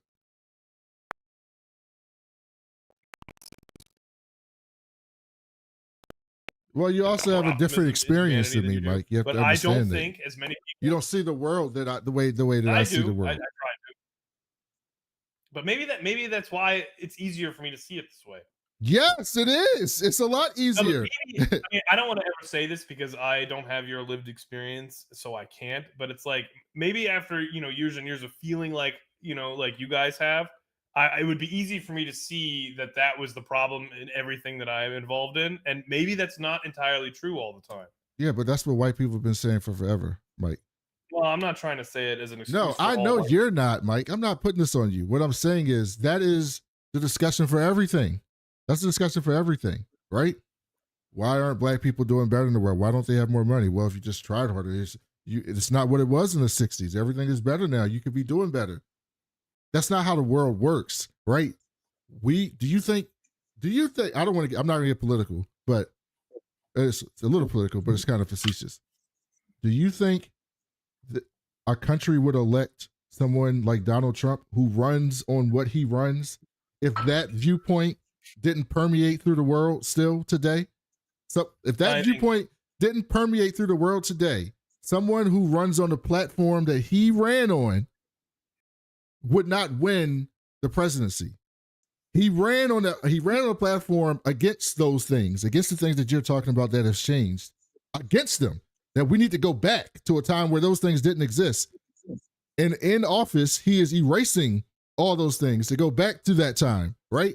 He ran on that, and I agree with you. It is not the majority, right? I don't think it's the majority, but it's a significant enough population to affect things like movie sales, game sales, TV show ratings, et cetera, et cetera, et cetera, et cetera, et cetera. Then we wouldn't be getting games with women in them at all if it were really that true. No, we get them now because these games weren't making money. They just wouldn't make them. They wouldn't be able to. No, we get them now because some people say I don't give a fuck. No, but that's not really an option for these companies because if they don't make any money, they can't do that. The servers shut down. It's not possible. Well, and Mike, we support ourselves, right? I mean, did you know, Ubisoft is not a publicly traded company in the US, but it is, I Right. think, in Canada or Asia. It is in Canada, in Asia, I think it is. And they haven't done well in years. They're barely getting by. They can't afford to make games just for the hell of it. Like their games need to do well, or that company's not going to be around for much longer. So it's not they don't have not all these companies. Maybe Call of Duty and Madden can say I don't give a fuck, but you know. Not all these companies can just say, I don't care. I'm making it anyway for the good of the people. They can't. No, Mike, there was a thing that happened in the last 5 years where people were like, I'm going to do things that are more inclusive, right? You saw, remember all those commercials after George Floyd and all those companies giving money to black people, and Target is having a section to sell black owned products, and we're going to uplift black people and minority people and things like that. And then what happened? Right? And then what happened? Target took all that shit out of the store. Companies started removing DEI. Trump made them do that. They got rid of that stuff, right? It was a they were made to do it. It was a phase. Yes, it was a phase where people were doing those things, and then people turned on it, right? We saw it with the MCU. How many times have you heard someone say, "Oh, this is the MCU now. It's the woke Marvel universe," right? You heard that a lot, right? And then I think me and you and Devin, because me and Mike were going to talk about this, but I promised Devin we would do it as a old team, talk about Thunderbolts. I thought Thunderbolts was one of the 5 best movies Marvel's ever made, right? But I also like a lot of Marvel movies, and there's some I don't like, but I like a lot of Marvel movies. It's not surprising also to me that the movie with characters nobody ever heard of or don't care about. No one cares about John Walker, like you said. Nobody cares about Red Guardian. Nobody cares about Taskmaster. Very few people care about White Widow, and no one cares about Ghost. Okay? So no one cared about these characters going into the movie. It's not surprising to me that the movie with the least diversity that they've done in 10 years is great, right? I mean, that team is mostly women. I don't know that it's not diverse. No, it's mostly white, which is fine, but it's great. So I can't argue with it. It's one of the 5 best movies I think they've ever made. It's not surprising to me that Daredevil, which is the wokest show, we talked about this the last time we did a show. It's the wokest show Marvel's ever made, by far. I still don't think it did well because of the reason that you think it did. Mike, it was just a good show. No. I'm saying it did well despite that. Marvel's made good shows before that people called woke. Mike, you watched that last 2 episodes of Daredevil was literally Trump. They literally made Kingpin Trump, even to the point of how he was standing. Even to the point how they drew him in a mural on the fucking wall. I mean, I don't watch a lot of the Trump stuff, so even to what he was speaking to, how he was talking about vigilantes. It was an allegory for getting them up out of here, getting them migrants up the fuck out of here. I mean, he was using that show filmed before he got back into office. Everyone knew what he was going to say. No one thought he was going to get elected again. Yes, but he's still in our lexicon. I think I don't know. I don't really watch a lot of the political stuff, so I don't have the ability to see those. It was literally an allegory for Trump. It was literally as was made before he was elected again, and not just Trump. It was also an allegory about police and police brutality, right? In real life, there are police officers. I mean, that one I could see, but the Trump stuff, he was not in office when they filmed this. He doesn't have to be in office. He's in our lexicon. People know Trump. MAGA is a movement in this country. And they didn't think he was coming back. Yeah, he said he was running the entire time. He was doing rallies the entire time. He was get elected again. No, but he was part of the lexicon, Mike. He was still part of the thing. My point to you is, then they did police, right? In real life, we got police who run around with Punisher symbols. They paint Punisher on their. This is in real life. They paint Punisher on their car. They got Punisher tattoos. Yeah, and they think I'm going to punish people, and they're really police brutality. They got the thin blue line thing. It's a lot of it's based in race and brutality, right? That's a real thing in real life. And Marvel said, we're going to make it clear that you guys are the bad guys. You're not the good guys. You fucking police officers in real life running around with the Punisher symbol, you're not a good guy because he's not a good guy. And he would tell you, if you act like me, you're not a good guy. That's what that whole show was about, right? It was extremely woke. I loved it. I loved all of it. I loved it because of the acting. I loved it because of the action. I loved it because of the themes. I loved it because I love Daredevil. I love the show. But a lot of people who don't like woke shows like that show, even though it was woke. And it's not because it was good, because the other woke shows that they don't like were also good. But well, they say they're all good. No, they're not all good. I never said Secret Empire. I mean, I never said Secret Invasion was good. Secret Invasion was good. I said the shows that are good are good. What I'm saying to you is, I think it was better than all the other. I watched WandaVision. I watched Falcon and Winter Soldier. I watched Ms. Marvel. Those three were not nearly as good as this one. I don't think Falcon and Winter Soldier was as good. I don't think Ms. Marvel was as good, but it was close. But it was a different type of show. Ms. Marvel's a different type of show, so you can throw that out.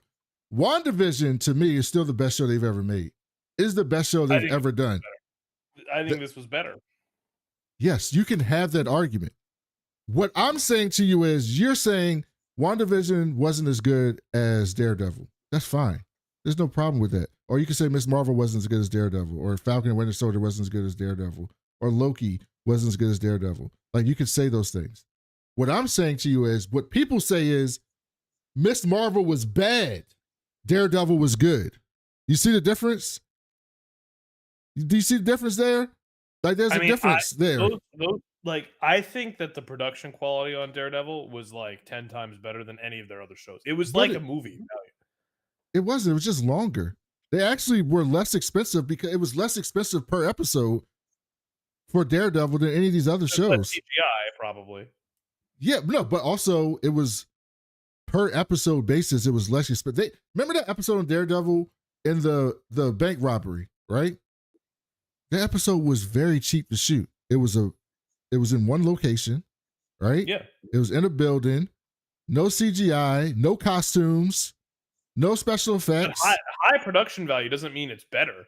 In fact, all that over CGI, I think, makes these things look worse, which is, I think, what some of the other shows maybe suffered from. Because when you don't have the movie budget and you're putting a lot of the effects of the movies in a show, you suffer from quality. I mean, but they did have movie budgets. Yeah, Moon Knight cost $180 million. But I think a lot of the money they saved for Daredevil clearly went to other things. I mean, I think the cinematography in Daredevil was great. Is better than some of the movies they put out. Forget the shows. I mean, yes, the camera work was excellent. I mean, I agree. And you know, you may be confused why some people liked it. You could argue that that's coming off of a franchise of its own too. People love the Netflix show. Everybody who watches the Netflix that's show, it. Well, that's a big part of it. Yeah, that's a big part of it. You can't really argue that it's like, you know, it only did well because it's a white lead. No. That's not what I said. I said the people who hate woke shows liked this show because it was a white lead. I didn't say it did well. I didn't say it did well because it had a white lead. I'm saying if I hate woke shows, like you hate turn-based games, right? No, I mean I have one. I play one like on the mobile game, yes, but on consoles and computers, you don't play turn-based games. Yeah, it's not my thing. I'd rather listen to okay. So you don't like turn-based games. So even though you are a huge Star Wars fan, there's nothing.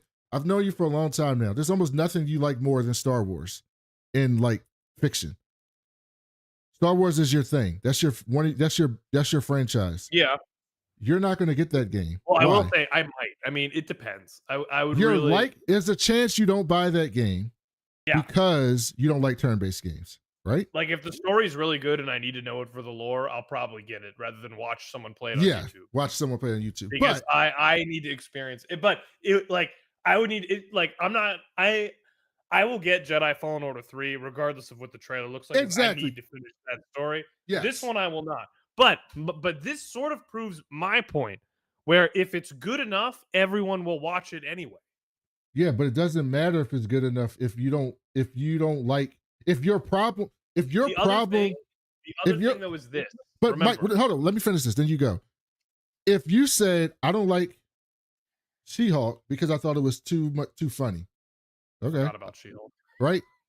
Okay, I can't argue with that. If you say it's too much comedy in She-Hulk, I didn't like it. I'm not going to argue with you on that because it was an absurd amount of comedy, right? But if you tell me I don't like She-Hulk because it's the MCU woke universe, feminism, woke themes, I don't like wokeness. I'm anti-woke. I want to go back to a time when we weren't woke. Get this woke shit out of my system. If you tell me I don't like a show because of that, and then you like Daredevil, then you don't like, it's not because it's woke. It's not because it's woke. That's not the reason. That's what I'm saying to you. That's all I'm saying. It's not about if you like it or not. It's why you say you don't like it. The main thing that I really think is driving the success or failure of these shows still comes back to one thing that I've been saying all along. At the end of the day, why didn't I watch Echo? Why didn't I watch the Marvels? I have no idea. I'm not into those characters. I think a lot of people feel the same way as me. How would you have not been into Miss Marvel when you never met her? What do you mean? What do you mean you were into the character? She didn't exist. Miss Marvel is a relatively new character. Riri Williams, very, very new character. Do you think it's odd that women of color characters are new? No. So I understand why they're new. Okay, so think about this. Hold on. Think about this, Mike. So what you're saying is people are only in the legacy characters. Legacy characters that were created when they only made white men characters. Yeah, but hold on. Just hear me out. Hear me out. Okay. You know that I don't make the decision to watch things because of like race or gender or whatever, yeah, but I'm not talking about you.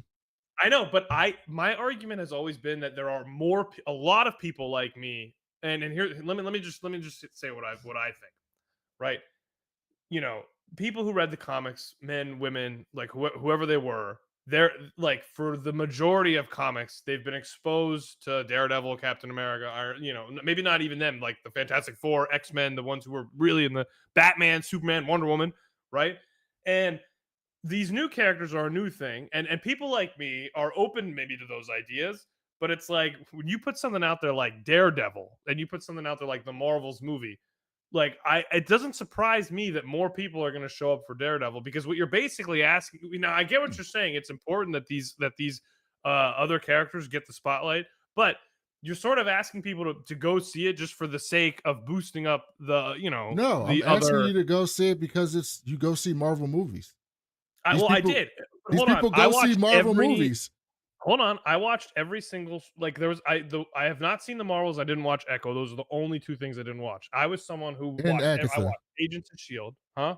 And Agatha. Yeah, and Agatha. But here's the thing: I watched Agents of Shield. I watched the things nobody watched. I didn't watch Cloak and Dagger. That was on Hulu. I didn't have Hulu. That was it back in the day. Everything else, I watched. Mike, who do you think? Who do you think's more popular? Miss Marvel, who actually was incredibly popular in the comic books.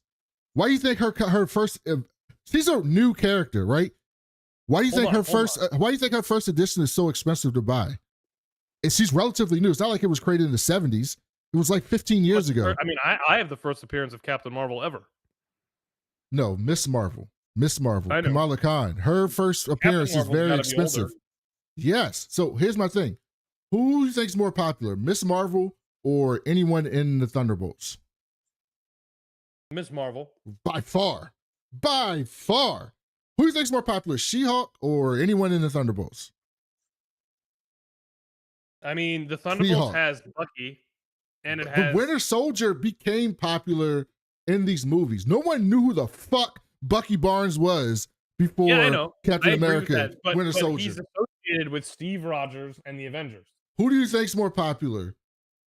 Carol Danvers, who's been around since the late 70s as a pretty major character for a long time, or the Guardians of the Galaxy? Now, the Guardians of the Galaxy. No. Now? Yes. Yeah, 100% No, now. But when the Guardians came out, no one knew who the fuck they were. No one knew who the fuck they were. You agreed with me about this when we last talked about this. Look at the trailer for Thunderbolts and look at the trailer for the Marvels. One of those trailers is fantastic, and the other one is like fine. But here's what I was going to say earlier. No, the trailer for Thunderbolts is. I thought the Thunderbolts was a much better movie than the a better movie than the Marvels. My argument, That's what I'm saying. I have no problem with people saying a movie's better. If you watch all the movies, but for some reason you don't watch this movie, and it's not a bad movie.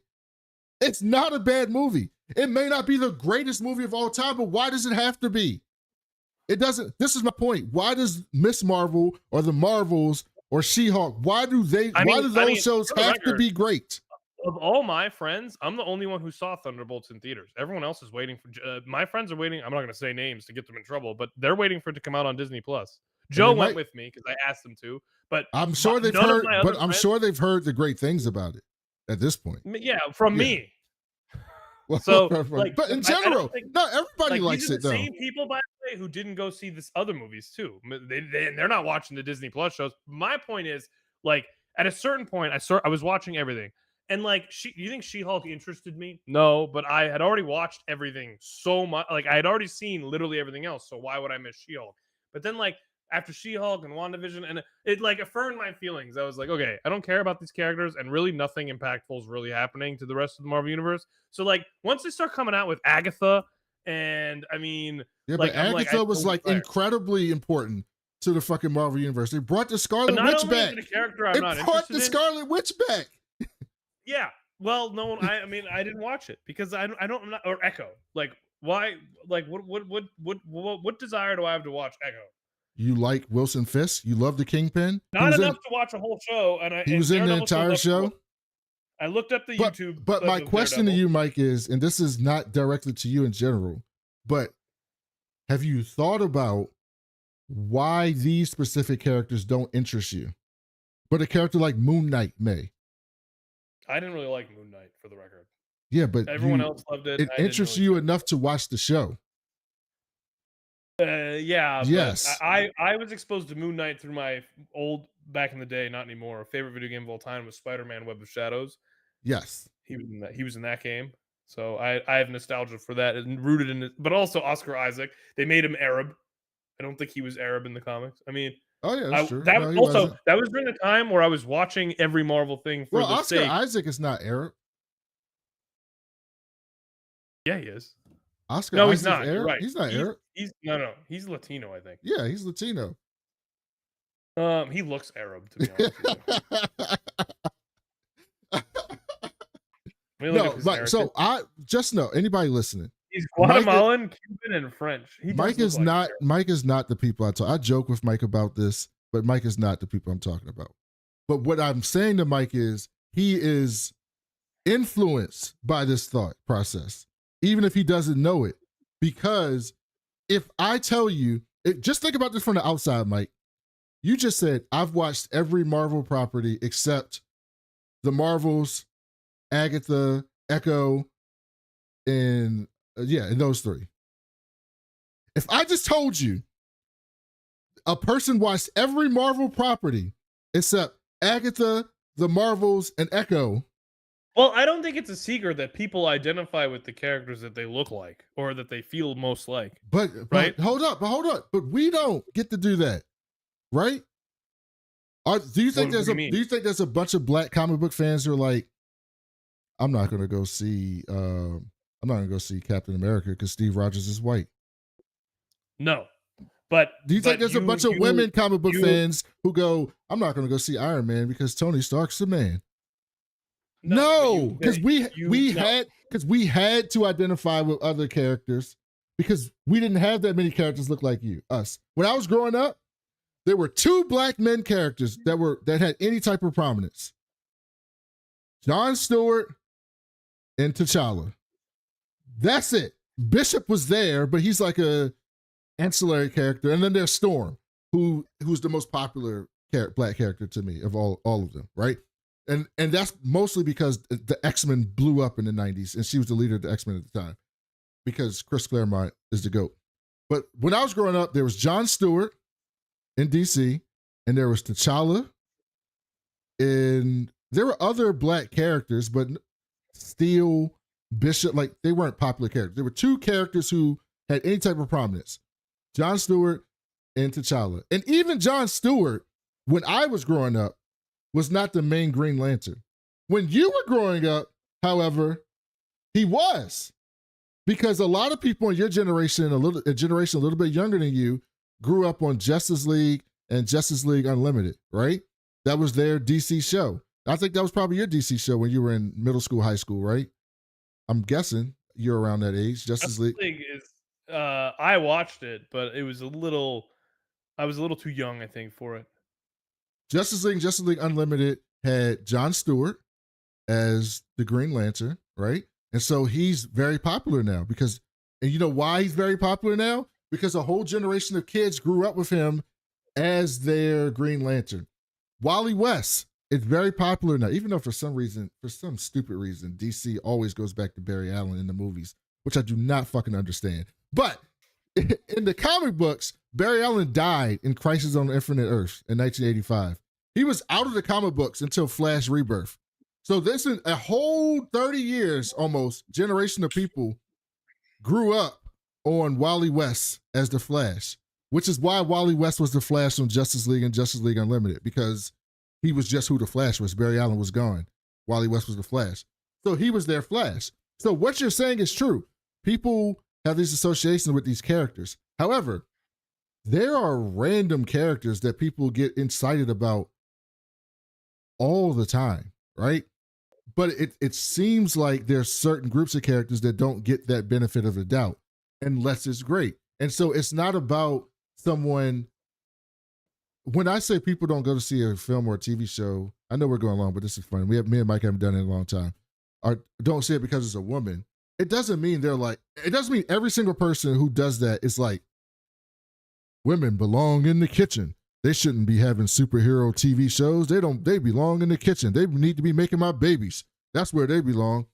That's not what that means. What it means is kind of what you said. What it means is I don't really identify with them. And it's hard to hear that. I'm speaking for women because I've heard women say this, but I'm also speaking as a Black person. It's hard to hear that when we don't have that problem, right? I have no problem identifying with Steve Rogers, Iron Man, fucking Moon Knight, anyone, Superman, What the fuck do I have in common with Bruce Wayne? Me. I mean, what do I have in common with Bruce Wayne? Nothing. Even you. What does a Black kid from Baltimore, who grew up in the city of Baltimore, whose mama made $40,000 a year when I was growing up, what do I have in common with Bruce Wayne? What does anyone who's not Elon Musk have in common with Bruce Wayne? But people have well, you do. You find the common ground. He lost his parents, right? He's fighting for something that he believes in, right? He has determination. He's a man amongst gods. He has no powers, but he gives it his all every time. Despite getting knocked down, he gets back up. He keeps fighting, right? You find something that you can relate to that character, right? We all do it. So I have no problem finding something I can relate to in Bruce Wayne or Clark Kent or Jon Stewart or fucking Dick Grayson, who's my favorite character of all time, right? Or T'Challa or I don't associate it with Xavier, but Charles Xavier or Reed Richards, right? Black people grew up, Black comic book fans, women, female comic book fans grew up loving all of these characters, right? There's women who love all these characters, right? They found a way to identify them, even though Reed Richards is not a woman, even though Bruce Wayne is not a Black man. We found a way to identify them. Do we have a more identification with Jon Stewart? Yes. Or do Black women with Storm? Yeah, of course. Partly because we ain't have none. There was only one. So yeah, we gravitated to that person, right? You're not a sports fan, but you might get a kick out of this. So in the NFL didn't used to have Black quarterbacks, right? They used to say Black players could play any position but quarterback. They weren't smart enough to play quarterback. That was the whole thing. We really didn't have any. The first Black quarterback to win a Super Bowl was Doug Williams in 1987. And at the time he won the Super Bowl, it was only 3 Black quarterbacks starting in the entire NFL, right? It was like that for most of the 90s. In the 2000s, things started to change, right? Black quarterbacks started getting drafted. They started playing more. Now we have, I think it's 16 quarterbacks that's going to start this year, Black. Like almost half the league are black quarterbacks that are starting this year, right? It's changed over time, right? But for a long time, it was 1, maybe 2 black quarterbacks.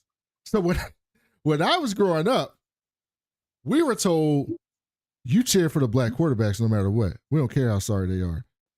They don't get no shots. You need to back them up because ain't nobody else giving them a chance, right? That's what we were told, right? There's a funny line about Tony Banks, who used to play for the Ravens. Tony Banks was not good. But we were allowed in the barbershop or with us to say Tony Banks wasn't good. But if we were out in public, we weren't allowed to say Tony Banks wasn't good because you didn't say a black quarterback was bad amongst people outside of black people, right? Now, where there's 16, 17, where there's 20 black, 25, 24, 25 black quarterbacks in the league, either starting or backups, if they sorry, they sorry. People call them sorry all the time. You're in Pittsburgh. People were complaining about Russell Wilson. His ass is up out of there. He's ain't no black person calling the Pittsburgh Steelers racist because they got rid of Russell Wilson's ass, right? Because he was sorry at the end of the year. He deserved to get up out of there, right? It's because we're in a time now. Well, you don't watch football, but if you talk to your dad or your sisters, he'll tell you Russell Wilson was sorry. So what I'm saying is now we live in a world where there's so many black quarterbacks that we can say they sorry. Who gives a fuck? They sorry. But at the time when there were so few, we didn't get that chance because we identified with them because they were rare. There was one of them. You never got to see them. So what I'm saying to you, Mike, is I agree with you. I don't think everyone is just like put women at the stake, burn them like witches at Salem witch trial. What I'm saying is if you have trouble identifying with a woman character, that is inherently like part of the sexism problem. It doesn't mean you're a raging sexist. It's part of the whole thing of how the world works.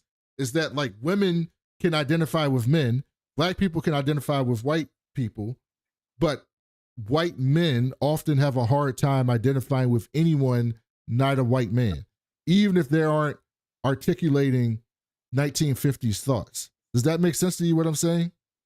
I mean, I'm not, look, I've never admitted this probably, but when I was younger, and I've never really had issues like this in the past, but when I was younger and Miles Morales was a thing, it upset me at the beginning. Yeah, now, I mean, I didn't really, fine. I didn't, not because like It's like fine. I think a lot of people probably like, so there's a complication here because I think that these underrepresented characters do better when they have their own original stories, but I also recognize that it's hard to do that, and so in some cases it makes sense to change, like pre-existing material to fit those narratives. But I think it got to a point where like eventually I watched the Spider-Verse movie and I was like, oh, I fucking love Miles Morales. I was like, this is awesome. On a surface level, it just looks like, and I read comic books, right? But it just Right. looked like they replaced Peter Parker, and everybody loves Peter Parker. I mean, we're having now. For the record, I haven't felt that way again until they did the Snape thing, because there's a problem with the Snape casting that some people have brought up in the comments. That becomes a problem if you put a black guy. I don't know. You didn't read the books. No, but I didn't read the book. Snape is a white dude, and he gets bullied by Harry Potter's dad. And a lot of people who are not necessarily racist, but are like, fans of the series, there's a scene that you're going to have to change. I don't know how they're going to change it, but you now have to change it. Okay. Because in the book, Harry's dad, when there's a flashback, it's a prominent moment in Snape's backstory, why he hates Harry so much. You find out it's because Harry's dad bullied him. And there's a part, they show it a little bit in the movie, but it's not as big of a deal because it's two white guys. There's a part where Harry's dad hangs Snape from a tree. Oh no! And now they have cast a black guy in that role. Now, Harry's dad was not a racist, right? But like, what do you do now? Like this isn't like this wasn't like, oh, he got picked on, right? Like this isn't like a he got picked on thing. No, this motherfucker hung him from a tree. Okay, so now I want to watch the show. You just sold me on the show. I'm in. Now people are this won't happen for many, many, many seasons. Like it doesn't happen right away. Oh, I'm fucking in. You find this out in Harry's 5th year. So this is in the middle of the series. But my point is like, so the only 2 people I've ever been mad at were when they made Miles Morales, and I eventually watched the movie and read the comic, and I fell in love with him. And now I am annoyed about the Snape thing because I don't know how. Well, they're gonna change that, but that's fucking funny as shit, Mike. But it's like, from my perspective, as a huge fan of the series, there are like 15 other characters that make more sense to be black. Like, why did you pick the one guy that gets hung from a tree? But see, you're doing the thing wrong there. You didn't do it on purpose, but you're doing the racist thing. That's my point. I think a lot of people have. No. Let me explain what you did. You didn't do this on purpose, right? So obviously, I'm not mad at you, but it's just a subconscious thing. You said, why did they pick Snape to make him black, right? Or they put out a casting call. They had people read for Snape, and the black person was the best person that read for the role. That may be true. And so then they cast the black person as Snape. That's hard to imagine when Adam Driver is the perfect person in the world to play Snape, if you know what Snape is like and you've seen Adam Driver. But also, how do you know he even wanted to do it? I mean, that may be true. But like, also, Snape is kind of a terrorist for the first half of his life. Like, yeah, it's not like. But black people can be bad. I know. That's not my point is like the tree thing. A lot of every time. Well, they're just not going to do that. But that's one of the funniest things you ever told me. That was one of the funniest things you ever told me. Because you have to bully this guy hard enough for him to literally. It's kind of like those of us who read comic books. This is before your time. We were all waiting for Hank Pym to slap the shit out of Janet. Because that's a big thing in the comic book. Like it's like the seminal moment of Hank Pym, Ant-Man's entire existence in the Marvel comic book universe is him beating his wife, right? And so they didn't do it, right? For obvious reasons. They didn't put that in. They made him grumpy and kind of standoffish in a different way so that you can kind of feel a certain way about Hank Pym. But they didn't do it because he slapped the shit out of his wife, right? They just took it out of the whole movies altogether, right? But so this they're gonna take out. But it's funny. That is funny. What you just told me is gonna make me watch a show that I wasn't gonna watch. Yeah, I didn't know. I don't care that he's black.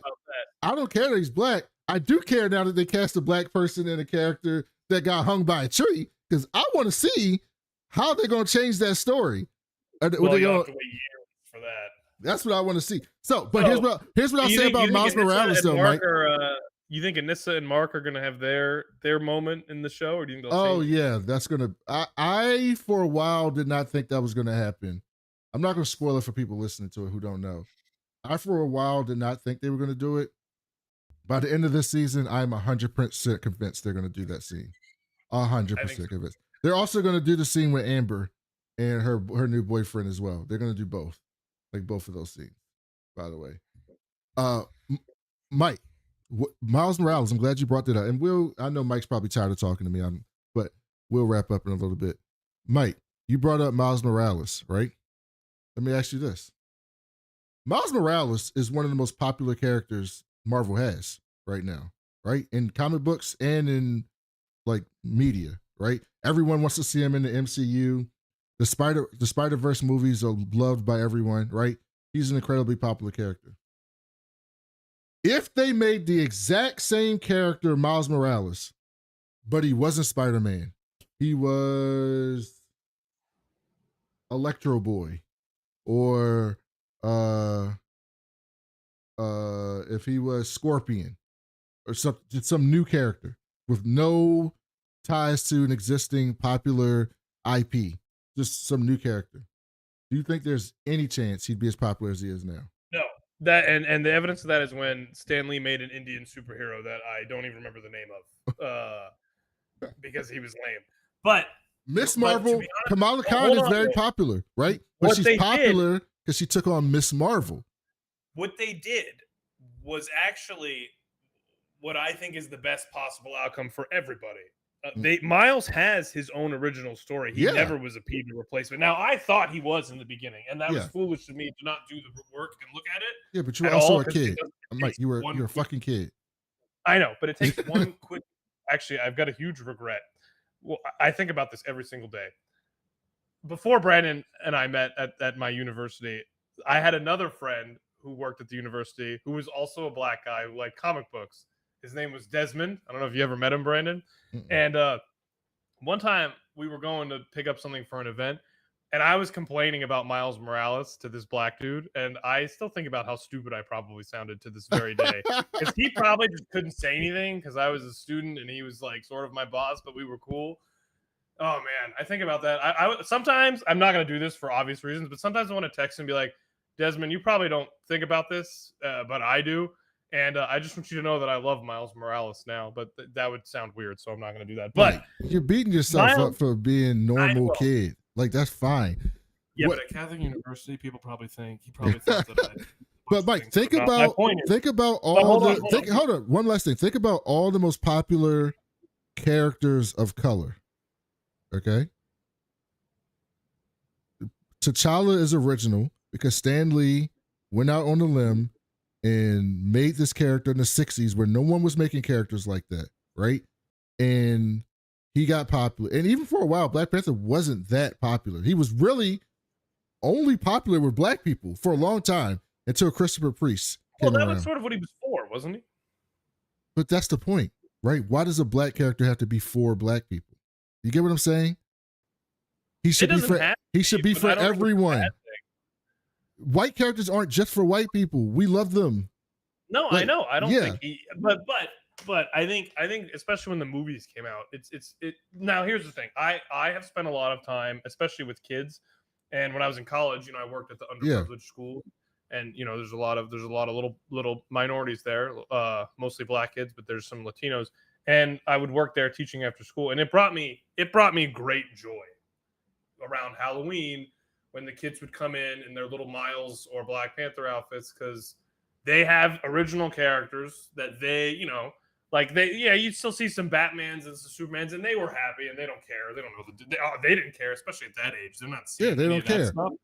But let me ask you this: How many? But here's the important thing: what you just said. There's still black kids that dress up as Batman, Superman, Wolverine. They're always right? going to be because they're very popular characters. Yes. How many? At this point, Black Panther is extremely popular. How many white kids do you think are dressing? How many white parents do you think are buying their white sons Black Panther Halloween costumes? I've seen a few white Black Panther kids. I have. Really? I would love to see that. Nothing would make me happier than to see that. I've seen a few of those. But hold up. What I was going to say is you got Jon Stewart, you got Miles Morales, you got Miss Marvel. Well, Jon Stewart, any kid could put on a Green Lantern outfit and just say they're anybody. I know, but what I'm saying is Jon Stewart came as an existing IP, right? Green Lantern already existed. They made Jon Stewart an additional Green Lantern. Jon Stewart is also not a replacement. I mean, how could anyone argue with that unless they're just racist? Like, my point is, like, No. I think who are the black characters that like, are replacements? Who are the black characters that are replacements? Well, it depends. Like, some people just don't care. Like, for example, do you think anyone cared that Electro was Jamie Foxx? I mean, did anyone really care about that? No, like that's no. But that shouldn't exactly. But that shouldn't matter, right? You're right. Who cares if Electro's black, right? Well, some like the Snape thing. Snape has a very descriptive. Now, when I say there's better characters, Hermione Granger is ambiguous. You could have. Well, my friends that are black that love Harry Potter, they say she's black. Yeah, black people say she's black. White people say she's white. It's up for interpretation. It really is. I've read the books. You could make the argument she is of any race, and she's a primary character. Maybe they make her black too. But my point is, like, Snape is described as a sallow-skinned, long, greasy black hair, like just like what he looked like in the movie. Yeah, that's what he's described as, and it is weird, like because you grew up with this series, you picture it in your head. It's the sort of the same thing as, and I know that there should be probably some separation, but it's like when I watched Rebels and the Clone Wars, and the people who did the voices behind the Yeah. scenes, you fall in love with them, and it Yes. becomes this image in your head, and it's jarring to switch to like something totally different. And maybe he kills it. Obviously, I'm going to watch Yes. it, but maybe he kills it. But it's like you could have done it with Hermione, and no one really would have given it a second thought. No, Maybe now people- people just associate the movie characters with the people in the book. Like Yes. I've read the books. I've read the books twice, and I've seen the movies probably. I've watched the entire series at least once or twice a year. So I mean, the movies are now more. I mean, I have special memories. People have problems with the Harry Potter series now. Do you think? Don't you think a lot of people are going to compare this new Harry to Daniel Radcliffe?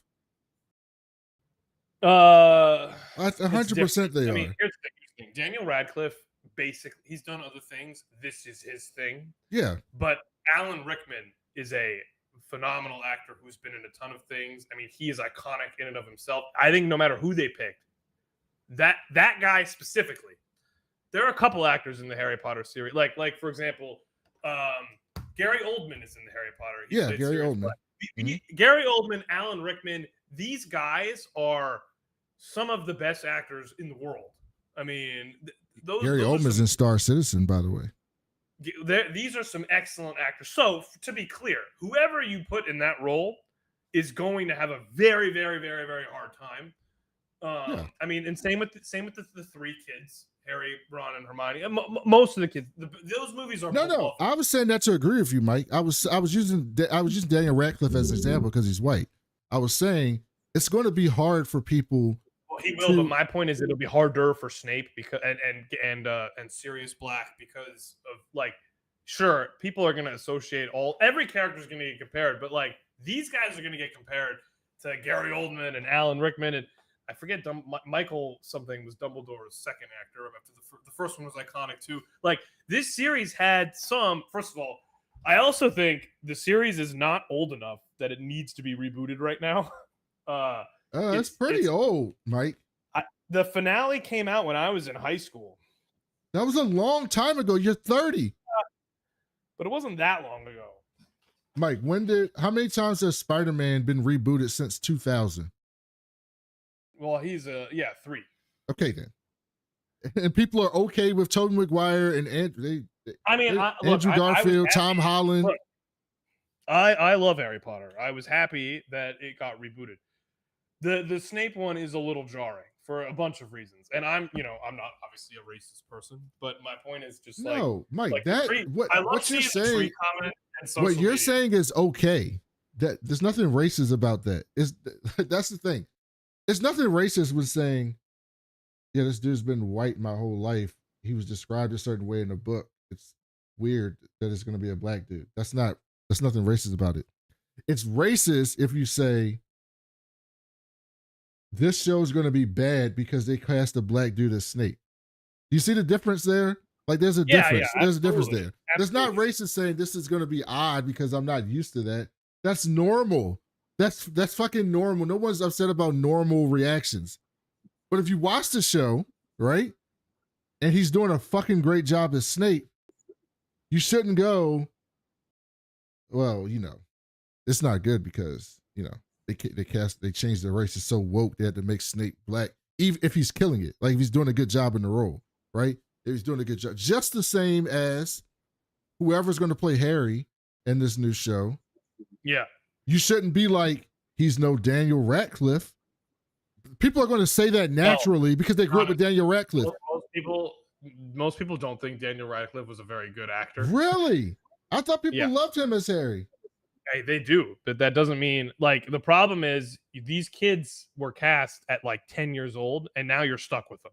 So like there's only like you get a 10-year-old who by the way, he did not have very much acting experience. This was he ran into the director at like a movie premiere that he was going to with his parents. And the director was like, that should be Harry. Yeah. He was John Lithgow as Dumbledore though. So he's gonna be just fine. I mean, the cast is looking, it's got a strong cast.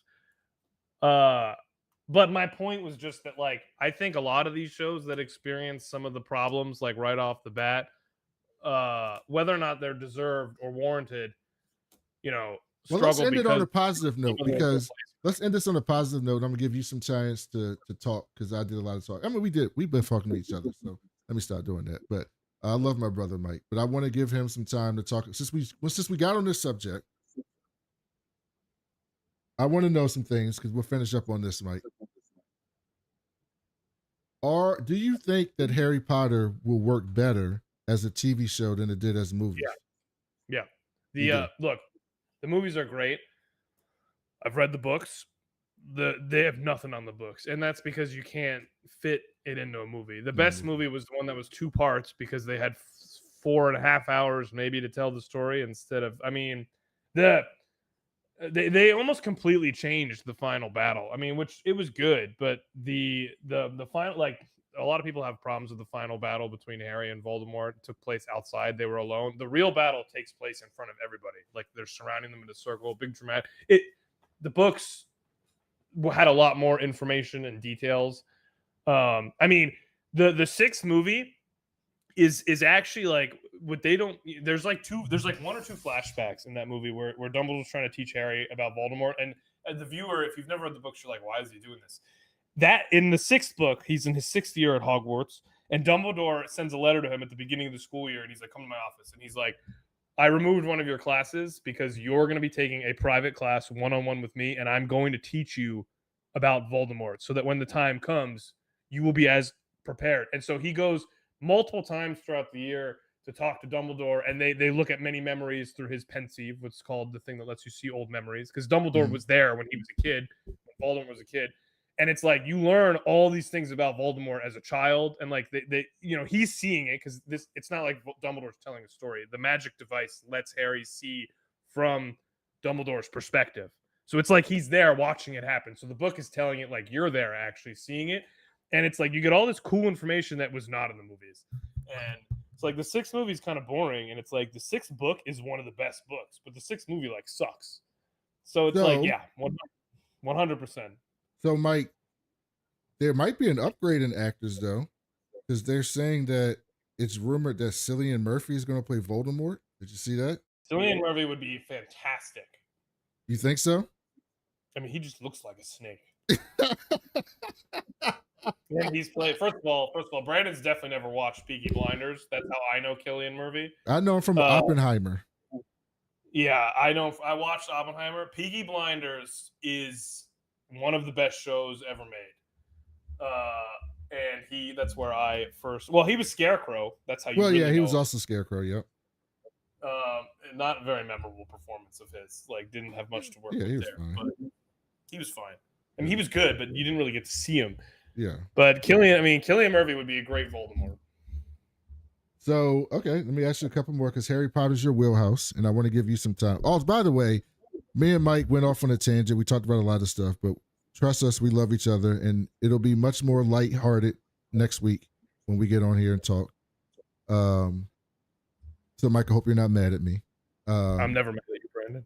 So, Harry Potter. So, I got a couple more questions about Harry Potter. So, is this show a reboot? Is it starting when Harry's a kid? Is he already in the school? Do you have any idea what this is based on? It's going to be a reboot. It's going to be a reboot. Okay. A full reboot. Are there any changes from the movies are there anything from the movies that you think they should change in the TV shows? Like were there things in the movies that they changed from the books that you wish they'd have done like the books that you hope they do in the TV show? They should tell the story from the books like 1-1. They should do what Invincible does. You can make little small changes here and there, but you should stick to the story. Okay. You're one of those people. In my opinion. In my opinion. Well, Invincible changes a lot though, Mike. When's the last time you read Invincible? I watched all of the I want to buy the omnibus, but at this point I have watched a narrator on YouTube go through every single Invincible comic. It's the same thing. But have you read Invincible? I mean, I haven't read the book, but I watched a YouTube video. I've watched the YouTube videos from Comics Explained doing the entire Invincible series, but I've also read the entire series start to finish. They've changed quite a bit from the books. They just do it kind of like, I'll give you another example. You know who's changed a lot from the books? The Boys. The Boys has changed quite a bit. Well, But The Boys has had some bad seasons. when has The Boys had the bad seasons? Some of the seasons were more boring than others. But you're an outlier. People love the fucking Boys. That's Amazon's biggest fucking show. I like The Boys. No, Invincible is now. I don't think Invincible's bigger than The Boys. Let's see. That's a good question. Let's see. Which show has more streams? The Boys or Invincible? That's a good question, Mike. The Boys is significantly more streams than Invincible. It says Invincible is about half as popular as The Boys. The Boys had a reported budget of $80 million per season. 80 million per season. Okay. How much did Invincible's budget have? Let's see. The Boys season 4 final week set multiple Nielsen streaming records with over 1.3 billion minutes viewed, making it the most viewed Prime Video show for that period. While Invincible is available on Prime Video, The Boys have achieved higher viewership numbers, particularly during the season 4 finale. Okay, so I guess The Boys is incredibly popular. But what I was going to say is The Boys made changes because people love the book The Boys, but it was so old, right? It was done in a different time where it just didn't make sense to put on TV in that way, right? And so it's the same thing that they've done with Invincible. There are things that happen in Invincible that they've just tweaked to make it fit. Yeah, tweaking is fine. In something that's in 2025. There are I think there are some things, having watched the movies and read the books as many times as I have, there are some things that don't make sense, after. In the books or the movies? In both. In both. Okay. There's a part there's something I've never really understood. I've read through the Reddit threads, people's thoughts. Like in the fourth book, Voldemort's plan is so overly elaborate, and I don't really know why. He's a villain. But no. Here's his plan, though. Here's his plan. His plan. Okay. Let me tell you Voldemort's plan. Voldemort is an infant, and he needs Harry's blood in order to become. He's not an infant, but he's like deformed, and he's like the size of an infant. He needs Harry's blood, and it needs to be at a specific place. He needs to get Harry to a specific place. Okay, fine. Here's the plan. The defense against the dark arts teacher that year, which changes every year for a more complicated reason, is Mad-Eye Moody. He's an aura, which is a dark wizard hunter, like special forces type guy, friends with Dumbledore. Okay. First part of the plan, kidnap him, put in David Tennant, who's going to take Polyjuice Potion. He's going to look like Mad-Eye Moody the whole year, and he's going to get close to Harry. Okay, that's not a bad plan. Hold on. This is the year of the Tri-Wizard Tournament. Wizards who are 17 and older can participate in a deadly game. 3 schools participate. 1 student from Hogwarts, 1 student from another school, and 1 from another school. Hold on. Slow down. What do you mean deadly? It's like somebody can die? Yes, you can die, but you willingly sign up for this. Okay. It's for glory and riches and money. Okay. So everyone 17 and up puts their name in. Okay, and 1 champion from each school is selected. So the next part of the plan, they pick Cedric Diggory, played by Robert Pattinson from Hogwarts. Second part of Voldemort's plan, put Harry's name in too, make sure it gets picked as well. So Hogwarts has 2 champions. Harry's name gets picked. He's only 14. Everyone's very upset about this, and the school's like, his name came out of the Goblet of Fire. It's a magically binding contract. He has to play. So they rigged it so Harry's name would get picked. Yes, but then the school's like, well, we have no choice. It's a magical... And then Professor McGonagall, played by Dame Maggie Smith, one of the greatest there is like, Dumbledore, what the fuck? You frequently break the rules. Like, what are you doing? And he's like, no, I think we should let this play out. This happens in the book and the movie. So McGonagall's like, so we're just going to let Harry compete like a piece of meat? Yes. Okay, so they do that. Okay, now Harry goes through. So then Voldemort's plan is Harry needs to win the tournament because I have bewitched the cup to be a port key so that when he touches it, he ends up in the graveyard where I will be. And it's how could he guarantee Harry would win? Mad-Eye Moody, his fake defense against the dark arts teacher, who's a bad guy pretending to be a good guy, is coaching him through the tournament the whole time. And he goes in the tournament, and like sabotages it so that the other competitors are like out. So like Okay. he bewitched one of them to fight another one. So like they start fighting each other, giving Harry a clear line. And Robert Pattinson and Harry end up getting there at the same time. And Harry's like, you saved me, I save you, we'll go together. And then they both touch the cup. They both end up in the graveyard. Voldemort kills Cedric and then does the thing with Harry, comes back to power. But it's like, you went through all that work to get Harry to touch a cup to get you to a specific place. But what else was he supposed to do? Harry wasn't just going to go there. Why didn't his man on the inside just do that to a piece of bread on Harry's table or something? And then as soon as he touches it, he's gone. Do that maybe you get it wrong a couple times, but Voldemort just kills it. Like, why was it so elaborate? Why did he have to win? Because he's an evil genius, Michael. No, but why did he have to win? Like, why did he? And why not just like, you had a man on the inside who was way stronger than Harry, who was getting past Dumbledore and Snape, and it's like, why didn't he just like knock Harry out? There's so many other ways. Why overly complex plan? And then one of the challenges is the second challenge in that same movie is we have taken something of value to you, and you need to get it back. Okay, so what they did, they took someone important to each contestant. There was a dance earlier in the movie, and all the dates of the dance were taken. They're underwater. They're like protected. Like Dumbledore probably like put a spell on them so they didn't have to breathe water, but they're like unconscious and chained to like a thing at the bottom of the lake. And Harry gets there and he sees, instead of his date, they took Ron, because Harry and his date didn't even get along. So everyone else is there with their date, and Harry's best friend is the one that he is to save. But then Hermione is there too, because Victor, another contestant, took Hermione as his date, and he tries to save both of them.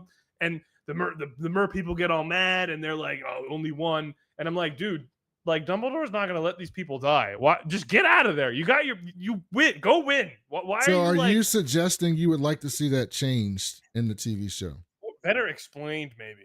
Like, you can't change it because the whole book revolves around him in this tournament. So it's like he has to play in the tournament. But like, maybe give him a better reason. Maybe change Voldemort's plan a little bit, tweak it. Couldn't they just say the cup is made out of a material, the only material that could conduct that spell? No, because so it's called a port key, and they set up the mechanics for the port key at the beginning of the movie and the book, where the World Cup, the Quidditch World Cup, is at the beginning of the movie, and you get there by port key, which it can be any object. And in the book, it's an old rotten boot is the port key. So it's like, no, you can't. That's how they get to the World Cup. And for some reason, Harry needs to touch it. Like, I've never understood. Maybe I missed something in my multiple read-throughs of the franchise and my various watches of the movie, but it's basic. Like, maybe like, I've heard some people say he wanted Harry to participate to make him weaker throughout the year, but I'm like, no, you made him better throughout the year. He had to learn how to overcome all these tasks. Like, he would have been way less prepared if you just jumped him at the beginning of the movie. Are these people from the future? No, this Harry Potter takes place in the Battle of Hogwarts. No. That's not what I mean. Like, do they know that Harry Potter's like the chosen one, the super powerful one?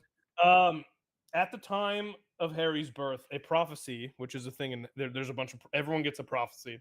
Okay. And a prophecy was going around that a boy born at the end of July would have the power to defeat the Dark Lord. And in that area, only two boys were born at the end of July, Harry Potter and Neville Longbottom. Well, Neville's parents were tortured into the point of insanity by one of Dumbledore's top followers, and that just leaves Harry.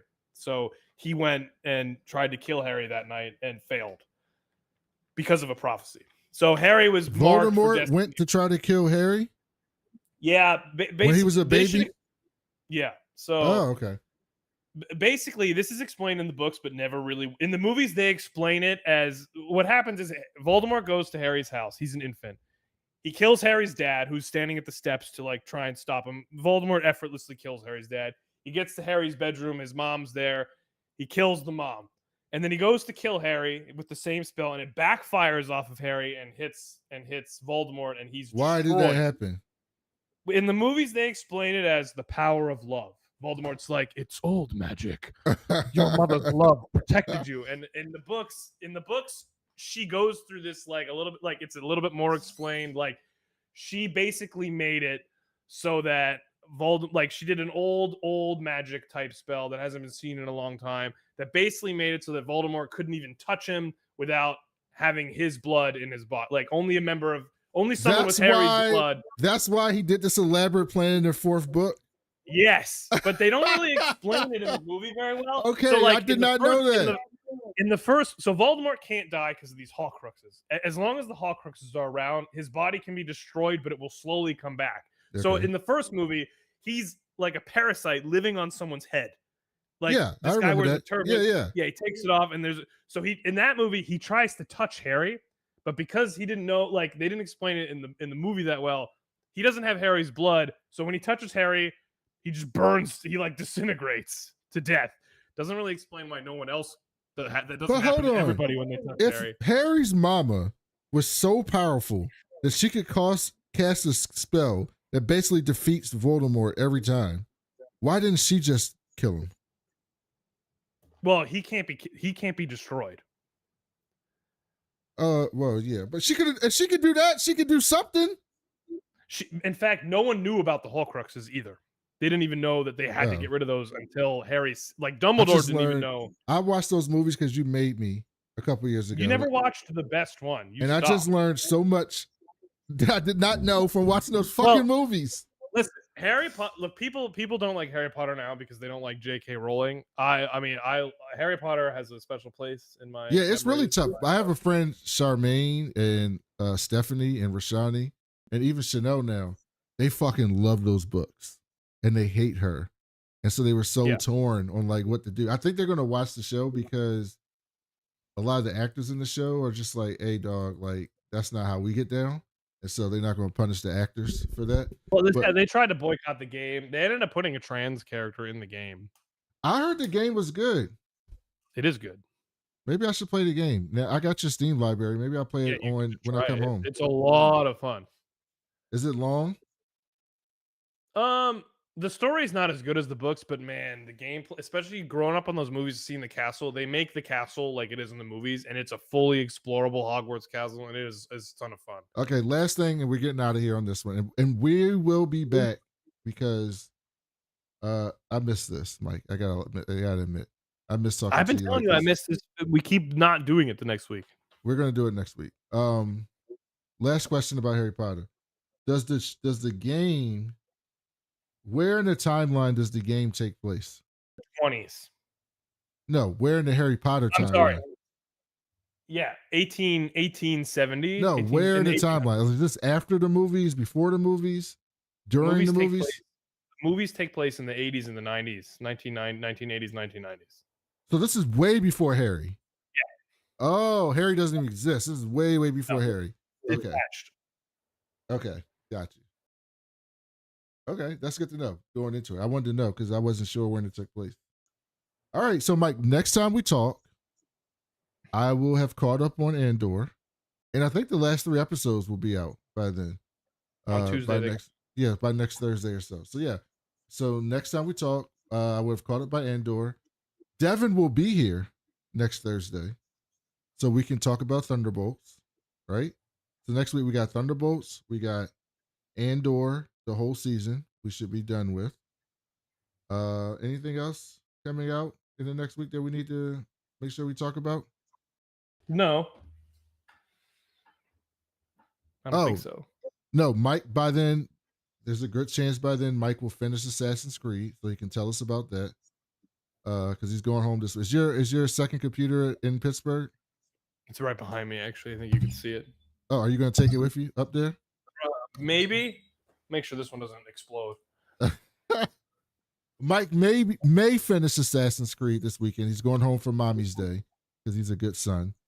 So he'll update us on that. And then maybe I'll have an update on Dune Awakening because I'm playing the beta right now, which they won't give Mike the fucking beta because they hate me. And everybody hates me. I didn't get it. No, I believe you. Like, I've been fucking with you all day. But no, they hate me, so they won't give Mike the beta. So we'll be back next week to talk about all those things on next Thursday. But until then,